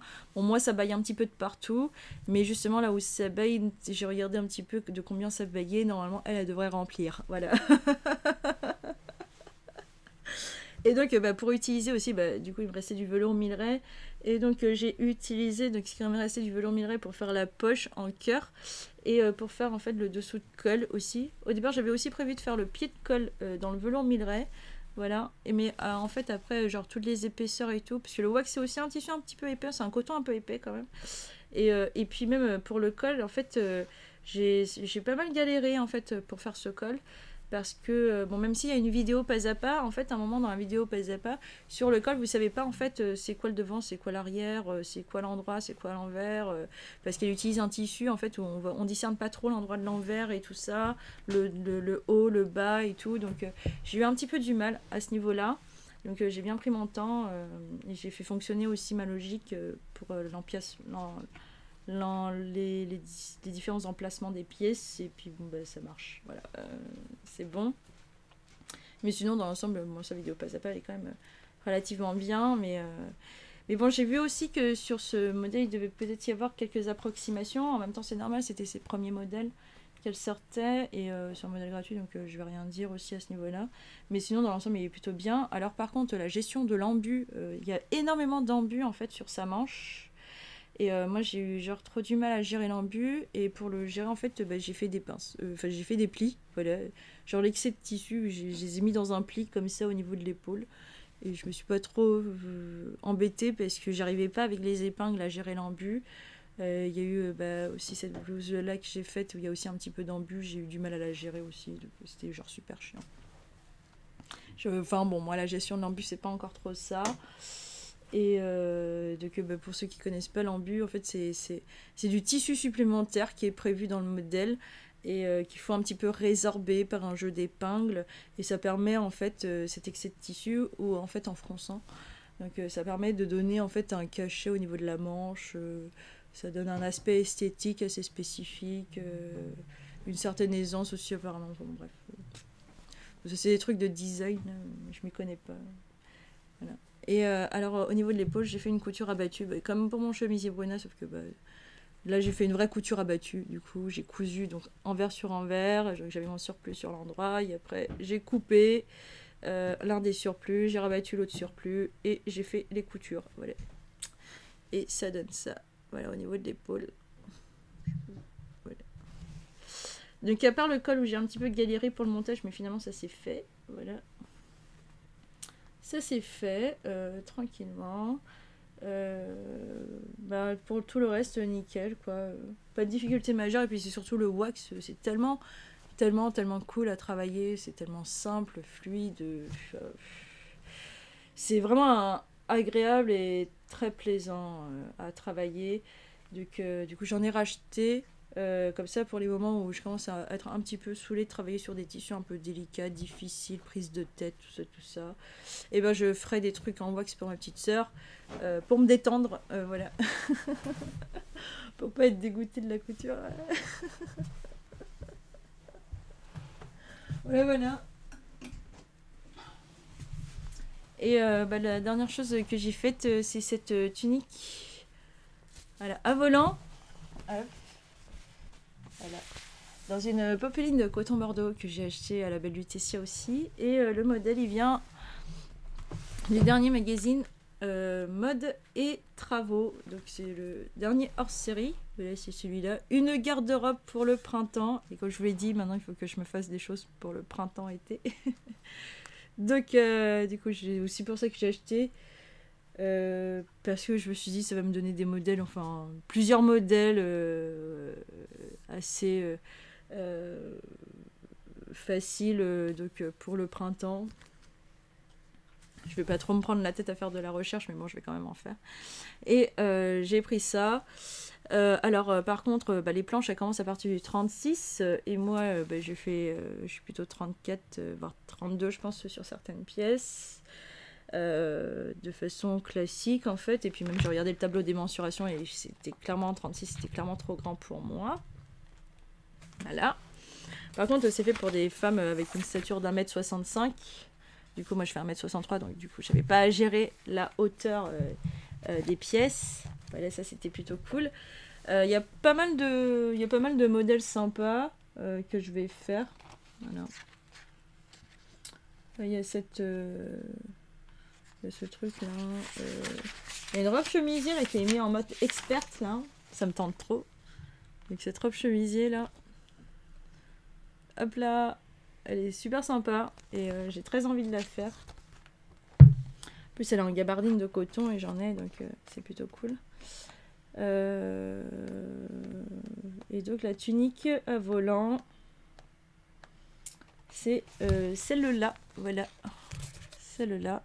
Et donc c'est une tunique, donc c'est long. Moi j'ai raccourci, hein, j'ai bien raccourci, de 10 cm. Hein. Voilà, et c'est apparemment niveau initié. Bon, alors au niveau initié, je pense que c'est à cause des volants, en fait de la gestion des volants, à la fois le col qu'il faut froncer, puis les volants qu'on met sur le côté. Puis c'est vrai que moi j'ai fait sans le volant, parce qu'en fait, j'ai pensé d'un point de vue pratique, hein. Je sais que les volants, c'est très tendance dans la communauté couture. Bon, après, c'est Mimi, hein, les volants. Je lui accorde pas plus d'importance que ça. C'est pas genre le détail qui, pour moi, change tout sur une pièce. Voilà. Et en fait, le truc, c'est que dans les volants, au niveau des manches, moi, je porte beaucoup de vestes. Et je me suis dit, et puis des vestes qui sont assez ajustées, du coup. Et je me suis dit, ouais, genre, si je mets une veste... genre le volant il va se retourner à l'intérieur, c'est obligatoire. Donc il va falloir que je repasse ma main à l'intérieur pour genre replaquer le volant correctement, pour que quand je retire la veste, le volant il soit pas tout froissé. Et malgré tout, il va quand même se retrouver un peu raplapla, un peu froissé, machin et tout. Genre c'est trop galère quoi, c'est pas pratique du tout. Donc j'ai pas réfléchi longtemps, hein. Je vais hop là, on supprime le volant, on oublie ça. C'est pas d'un point de vue pratique, c'est pas pratique. Voilà. Donc on retire les volants. Par contre, le col, justement, c'est pour ça que j'avais voulu le faire. Voilà. Et en fait, le col, il est plutôt sympa. Il n'a pas été si compliqué que ça à faire. C'est quand même, en fait, voilà, c'est le fait de faire des fronces. Hein. C'est très chiant de faire des fronces. Pour peu qu'en plus le fil il casse, c'est encore plus chiant. Même si vous faites 2 lignes de fronce, genre c'est chiant quand le fil il casse. Mais par contre, je pense que c'est le col, je sais pas, il est peut-être un peu trop... Alors peut-être qu'il est un peu trop grand et j'aurais peut-être pas dû... Je devrais peut-être rétrécir sa longueur pour qu'il arrête de bailler un petit peu comme ça, genre. Ou en fait le faire un peu moins haut. Bon, il est sympa comme ça fait un côté un peu Pierrot, j'aime bien, je trouve ça marrant. J'aime beaucoup ce genre de col montant en plus. Enfin, moi je porte beaucoup de col montant. Et sinon, pour le reste, c'est plutôt simple à réaliser. Donc, au niveau de la manche, du coup, j'ai pas mis de volant, mais en fait, la manche, elle se décompose en 3 pièces, en fait, sur le modèle. Vous voyez là, hop, là, je vous montre la manche. Donc, il y a 3 pièces. Là, le haut de la manche, le milieu. Et normalement, donc, en fait, vous avez les volants qui se rajoutent. C'est pour ça que ça a été découpé en 3 pièces. Donc, moi, j'ai pas rajouté les volants, mais j'ai pas pensé à ça. En fait, c'est au moment... où j'ai commencé à assembler, où là je me suis rendu compte que en fait, si c'était en 3 pièces, c'était à cause des volants et que moi j'ai rajouté pas. En fait, j'aurais dû décalquer pour que ça fasse qu'une seule pièce. Mais je me suis dit quand même, c'est sympa en fait, en 3 pièces comme ça. Et ça fait un petit effet, un petit peu cool, comme ça. Et mais pour éviter un petit peu le côté Robocop, j'ai décidé de rajouter du coup une broderie, voilà, qui est sur ma machine à coudre. Et sur l'autre, j'ai fait une surpiqûre simple, en fait, un point avec une longueur de point quand même assez étendue. Voilà. Et je trouve que ça fait un petit effet, c'est plutôt cool, c'est discret en même temps.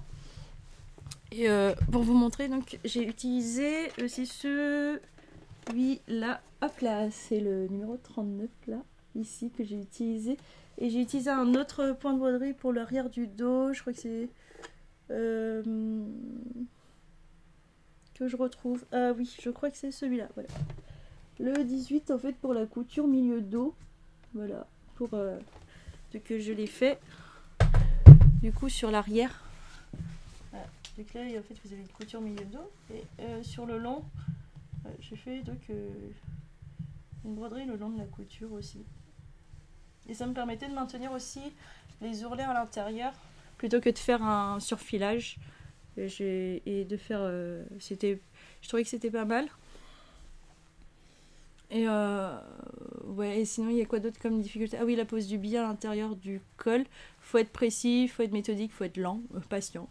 Voilà, pour poser ce billet dans le col, pour que ça permette de maintenir et puis de camoufler aussi les coutures en fait, et les surplus de couture. Voilà. Donc j'ai fait dans la popeline de coton Bordeaux de la belle Lutetia. Alors la popeline de coton, c'est un tissu qui s'effiloche genre énormément, donc faut le couper avec des ciseaux cranteurs. Parce que c'est juste insupportable à quel point il s'effiloche. Et ce que j'avais pas pensé, c'est que en fait c'est quand même un tissu qui est assez fin. Moi j'ai quand même utilisé une taille d'aiguille numéro 80. En plus j'ai utilisé donc du fil de coton, parce que du coup que j'ai trouvé en fait sur le marché l'année dernière. J'ai pris donc cette couleur là, je vous ai dit le bordeaux c'est ma couleur préférée, donc je sais que je vais acheter beaucoup de tissus dans cette couleur là. Et du coup j'ai pris tout de suite dans cette couleur là, j'ai vu la nuance, je fais ah ça j'adore et tout, bon, bref. Et voilà, j'ai acheté une popeline de coton en Bordeaux, ça match exactement, voilà, genre c'est genre parfait, la couture on la voit même pas presque dans le tissu. Et puis c'est de coton, c'est de la popeline de coton. J'ai vu que c'était bien aussi d'assembler, enfin d'utiliser des fils en fait qui se correspondent avec le tissu. Et puis j'ai pensé aussi, c'est pas mal aussi d'utiliser du fil de coton, parce que le fil de polyester c'est du polyester, et puis moi j'ai envie un peu de bannir le polyester de mon dressing, même dans les fils, mais bon, chaque chose en son temps, hein, on va faire les choses progressivement quand même. Voilà. Donc c'était aussi l'occasion pour moi d'utiliser et de voir la couture avec du fil de coton, mais seulement il est quand même assez épais, hein, vous voyez bien quand même à quel point il est, voilà, il a quand même une certaine grosseur, et ça je l'avais pas pris en compte, donc je l'ai senti en fait pendant que je faisais la couture, que à la fois et le fil et l'aiguille étaient peut-être un peu trop gros, c'était un peu trop gros pour ce tissu là qui est quand même assez fin. Voilà. Bon, j'ai juste eu des petits problèmes de bourre sur des points arrière au niveau du fil à certains moments, mais sinon ça allait dans l'ensemble.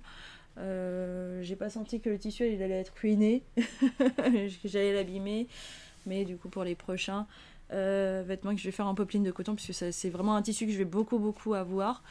C'est le tissu typique des chemises, et puis j'aime beaucoup ce tissu là parce qu'il est à la fois fin et en même temps il est pas transparent, donc on peut faire pas mal de choses dedans, et puis c'est du coton et c'est très agréable, et puis il se prête à beaucoup de types de vêtements, donc c'est quand même un tissu que j'ai beaucoup travaillé, donc forcément c'est bien aussi du coup de savoir comment je vais le travailler prochainement, en tout cas mieux le travailler pour que ça rende mieux et que ce soit, et que je ruine pas non plus le tissu. Ce serait dommage quand même que ce soit abîmé parce que j'ai pas utilisé le bon matériel, tout simplement. Et puis sinon, est-ce qu'il y a autre chose à rajouter sur ce modèle là? Ça a été très rapide en fait. Je crois que ça m'a pris ça m'a pris à peu près 2 heures pour tout faire.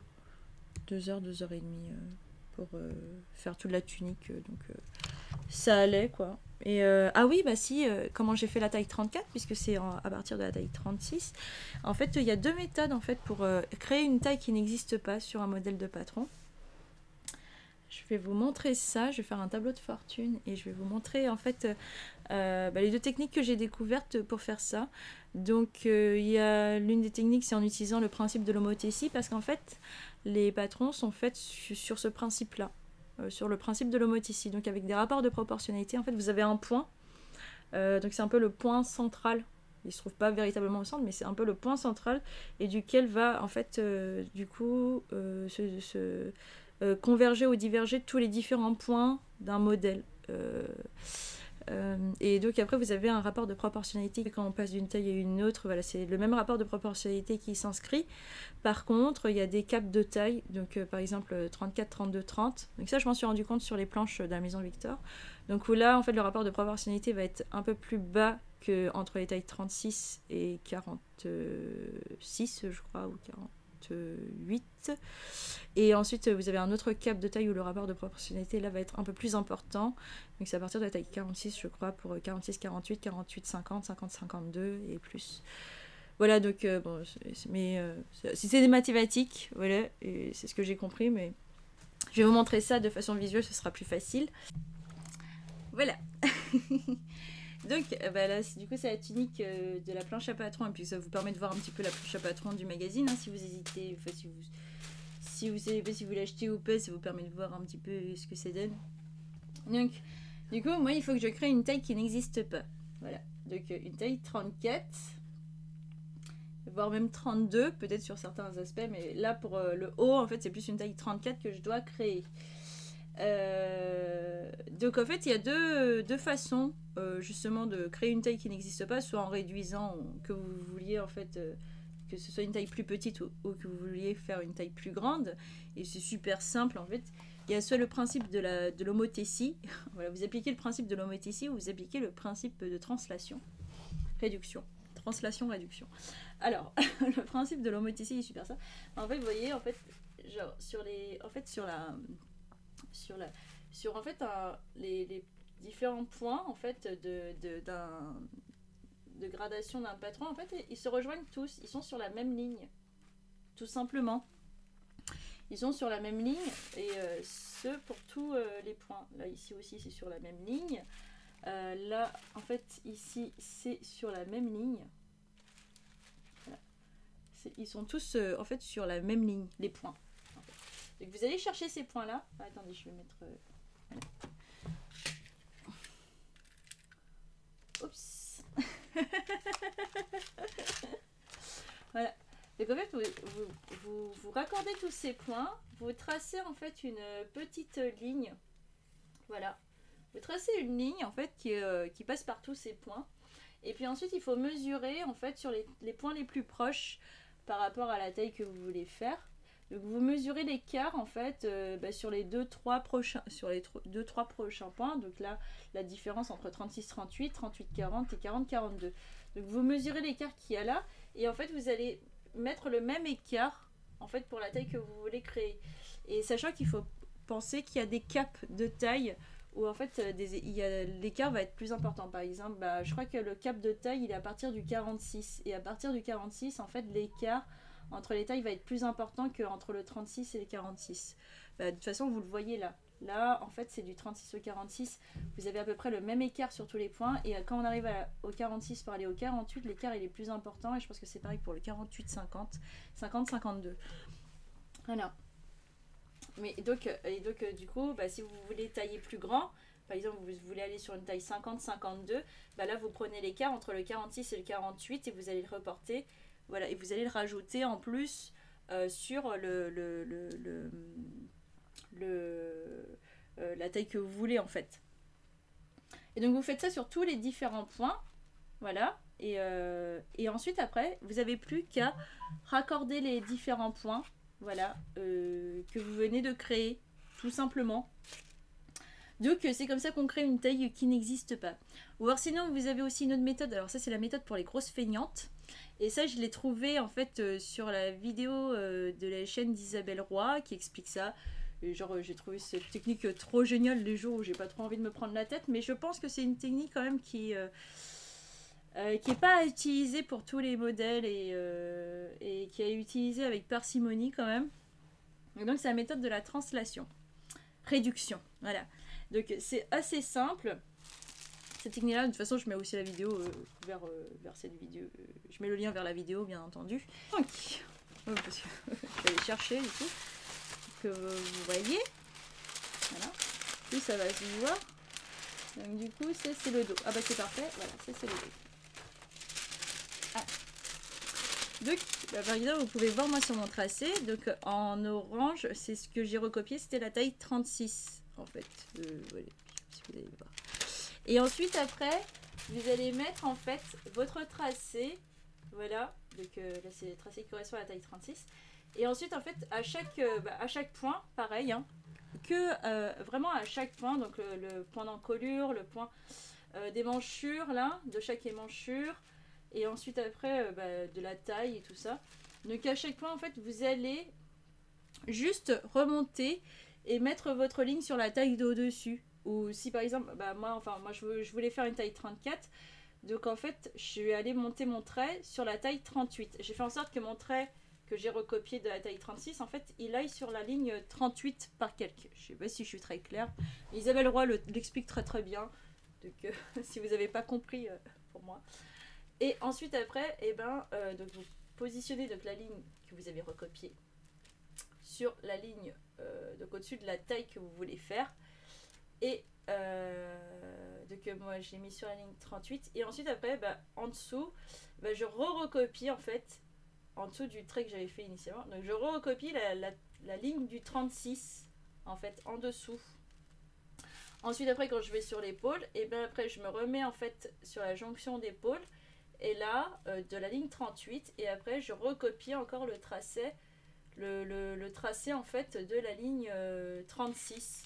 Et après sur la deuxième ligne d'épaule là, je refais la même chose, donc je bouge comme ça. Je me mets sur la ligne du 38 et je recopie en dessous celle du 36 et je fais ça partout. Voilà. Et ensuite après on fait rejoindre les points tout simplement. Donc ça c'est la méthode des paresseuses. Hein. Genre juste on recopie après on bouge comme ça et tout ça. Mais je pense que c'est quand même une technique voilà, qui peut pas s'utiliser peut-être pour tous les types de modèles. Ça peut s'utiliser pour des modèles très très simples. Et je pense que ça peut pas s'utiliser non plus sur des trop grands écarts de taille aussi. Mais voilà, mais c'est une technique qui est bien pour quand on n'a pas envie de se prendre la tête pour créer une taille qui n'existe pas. Hein, voilà. Ça a ses avantages. Je pense que chaque technique a ses avantages et ses inconvénients. La technique de l'homotétie, on trace toutes les lignes, après on mesure et après on raccorde tous les points. C'est bien en fait, voilà, par exemple si le patron de base en fait il est sur une feuille comme ça, mais si vous êtes sur un modèle Burda où il y a 36 000 lignes de tous les côtés ou sur des planches à patron où c'est un peu fouillis, c'est vrai que la technique de l'homotétie ça peut être très chiant et donc c'est là où la méthode de la translation réduction peut être plus intéressante du coup parce que c'est un peu le fouillis au niveau des lignes quoi, tout simplement.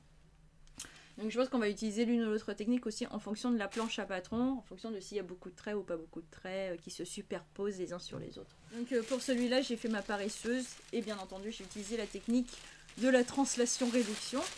Mais j'avais déjà utilisé le principe de l'homotétie sur d'autres patrons que Burda Style que j'ai recopié et qui existe qu'en taille 36 où j'ai créé une taille presque 32 je crois, entre le 32 et le 34 en fait. Donc, dans l'optique de les faire prochainement. Voilà. Donc, j'ai déjà créé ma taille 34. Et ensuite, j'ai quand même mesuré les dimensions en fait, de la taille 34 que j'avais faite pour voir si ça correspondait à mes dimensions et pour voir un petit peu l'aisance qu'il pouvait y avoir sur le vêtement. Et donc quand j'ai mesuré, ça convenait en fait par rapport à mes dimensions. Il y avait une petite aisance et tout, et donc je me disais c'est bon, ça va pas être serré, donc c'est bien comme ça que je devais faire. Et d'ailleurs il tombe très très bien en fait, hein. En termes de largeur c'est exactement ce qu'il faut. Il y a juste, en fait je pense qu'il y a juste en fait l'émanchure que je dois agrandir, puisqu'elle est un peu, je la trouve un peu étroite quand même l'émanchure. Après, je sais pas si c'est dû à ma réduction en taille 34 ou si c'est parce que c'est le modèle qui est mal taillé, enfin, où l'émanchure en fait elle est petite pour toutes les tailles. Donc je pourrais pas dire à ce niveau-là, puisque moi je suis allée sur une taille modifiée. Hop là, du coup. Et en plus, quand je suis en total look en fait comme ça fait un petit côté en fait sportswear mais classe en fait. Je me suis rendu compte de ça, je trouve ça marrant. Bref. Donc, alors pour vous montrer le détail des broderies, parce qu'en fait c'est du ton sur ton, du coup. Donc du coup ça fait un petit peu subtil, mais c'est un détail quand même qui peut se voir. Donc,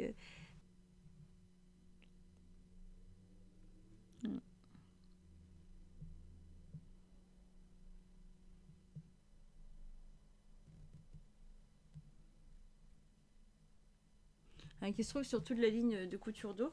Et je l'ai faite aussi, voilà, pour avoir en fait un intérieur propre en termes de finition. Bon là je vous montre tout mon intérieur. Il n'y a qu'une seule chose que j'ai pas encore faite parce que je vais le faire en fait demain, je pense.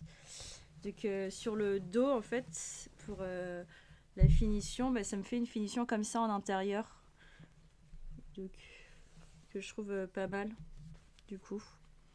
Ça fait aussi un intérieur très très propre. Bon, on s'en fout hein, parce qu'en fait c'est pas fait pour être vendu, mais voilà, moi je le sais, donc c'est le genre de petits détails que j'aime bien. En fait, celui-là, je vais le faire. Allez, peut-être je vais le refaire encore une deuxième fois dans un autre tissu parce que j'aime bien le col.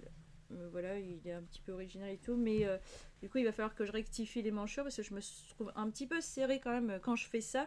Je me dis, ça peut craquer en fait. Je sens que ça peut craquer en fait quand je fais ça. Donc, je vais revoir quand même la longueur des manchures. Là, ici.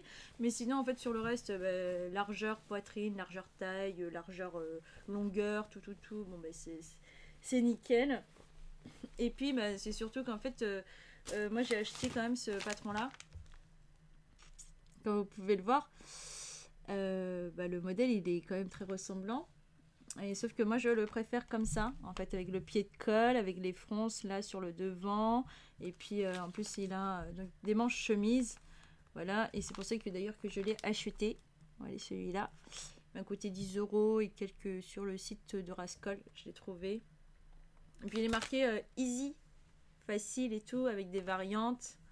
Et puis en plus, moi je voulais tester des modèles en fait, des patrons américains ou anglais, parce que c'est des choses que je vois souvent en fait sur les podcasts anglais ou américains et c'est un petit peu des références pour eux. Donc je voulais les tester pour voir ce que c'était, et surtout qu'en plus ce sont des marques qui sont quand même établies depuis très très longtemps et qui existent. Et donc forcément en termes de fiabilité technique ou ce genre de choses, je pense que voilà, il n'y a pas trop de questions à se poser là-dessus. Et j'ai beaucoup aimé la planche. Elle est comme ça. Voilà. Et elle est vraiment entièrement indiquée. Il y a tout d'indiqué comme ça dessus. Donc, je sais pas, je l'aime bien en fait. Elle me parle totalement cette planche à patron. Je la trouve très très bien avec tous les repères, tout ce qui est mis. C'est très bien indiqué, c'est très clair. Voilà. Je peux tester et puis voilà, je dirais ce qu'il en est. Parce que du coup, les marques de patron, moi les marques. Après, moi je suis pas trop enclin à acheter voilà, des patrons pochettes parce que je sais pas, mettre 10 €, 8 €, 15, enfin même 8 €, mais enfin 8 € ça va encore, hein, mais c'est du PDF donc c'est chiant, faut imprimer, assembler, tout ça. Enfin, moi le coût de l'encre, moi je le connais donc voilà. Donc en fait on paye pas 8 € au total. Et puis alors par contre mettre 15 € dans un patron pochette, je sais pas, pour un modèle, je sais pas, j'arrive pas à me faire à l'idée. Il y a quelque chose qui me dérange en fait là-dedans. Mais... Et puis bon, j'ai tellement, voilà, moi j'ai une base de données là, j'ai pas besoin en fait d'acheter. J'ai tout ce qu'il faut en fait, j'ai pas besoin d'acheter des patrons pochettes. Mais celui-là, je l'ai acheté parce que justement, j'ai vu que je l'avais pas en fait dans mes burdas, ce type de haut. Et c'était vraiment, ça c'est un type de haut que je veux me faire depuis très très longtemps parce que j'ai toujours aimé en fait les cols montants déjà et puis des cols montants avec des froufrous comme ça et style chemise quand même, ça fait quand même très habillé. En même temps il y a la petite part de fantaisie et j'aime beaucoup. Et ça c'est vraiment typiquement le genre de choses que j'adore à porter. Et j'ai vu que j'en avais pas dans les burdas, celui-là. Donc j'ai quand même regardé d'abord dans toute ma collection de burdas et de bouquins si j'avais donc quelque chose de similaire à celui-là avant de l'acheter. Et je pense que c'est genre le seul patron pochette que je vais acheter, ou peut-être je vais en acheter peut-être. Allez, ça va se compter sur les doigts d'une main, je pense, le nombre de patrons pochettes que j'achèterai à l'avenir, parce que j'ai encore acheté des livres et genre j'ai plein de modèles dans les livres et qui me suffisent. Et puis en plus, je pense que pendant l'été, je vais me mettre assez rapidement au patronage, donc à apprendre à faire ses propres modèles. Donc du coup, j'aurais pas forcément la nécessité. Enfin, je serais dans la capacité en fait de pouvoir, s'il y a un modèle que j'aime bien, de pouvoir le reproduire. Donc c'est pas, j'aurais pas besoin forcément d'acheter une base à ce niveau-là. C'est peut-être, l'avantage que j'aurais. Donc voilà. Sinon, en fait, je suis passée comme ça du coq à l'âne. Ça, c'est une grande. Bon, je crois que j'ai fait un petit peu l'inventaire de tout ce que j'avais fait jusqu'à présent. Après, sur des pièces en cours, j'en ai pas. En fait, j'ai beaucoup découpé de patrons que j'envisage de faire, mais j'ai pas encore réalisé. Là, j'ai mis en suspens puisque je vais m'absenter pendant une semaine. Donc, je me suis dit que ça servait à rien que je commençais quelque chose si j'allais terminer beaucoup plus tard. Et puis ensuite, c'est parce que du coup, je vais profiter de cette semaine pour un petit peu prioriser du coup ce que je vais faire pour ma garde-robe printemps-été. Sachant que j'ai acheté des tissus et que pour l'instant j'ai des idées, des tissus que du coup je vais travailler en priorité, mais j'ai pas encore trop la tête claire en fait sur les pièces que je vais faire. Sachant que j'envisage de continuer quand même à travailler le stretch parce que j'ai beaucoup aimé en fait travailler le stretch avec le livre de Marie Poisson. Et je vous souhaite en fait un excellent mois de mai. Un mois du coup qui est rempli de beaucoup de jours fériés et de chaleur quand le soleil vient, ça fait plaisir. Mais moi ça me pose un peu problème parce que j'ai pas de pièces. Donc je vais m'atteler très vite à faire des vêtements pour supporter la chaleur. Et bien entendu, je vous tiens au courant de toutes les réalisations. Et n'hésitez pas également à dire ce que vous en pensez, à réagir. Et je vous remercie du coup de m'avoir regardé. Et je vous dis à très bientôt. Ciao.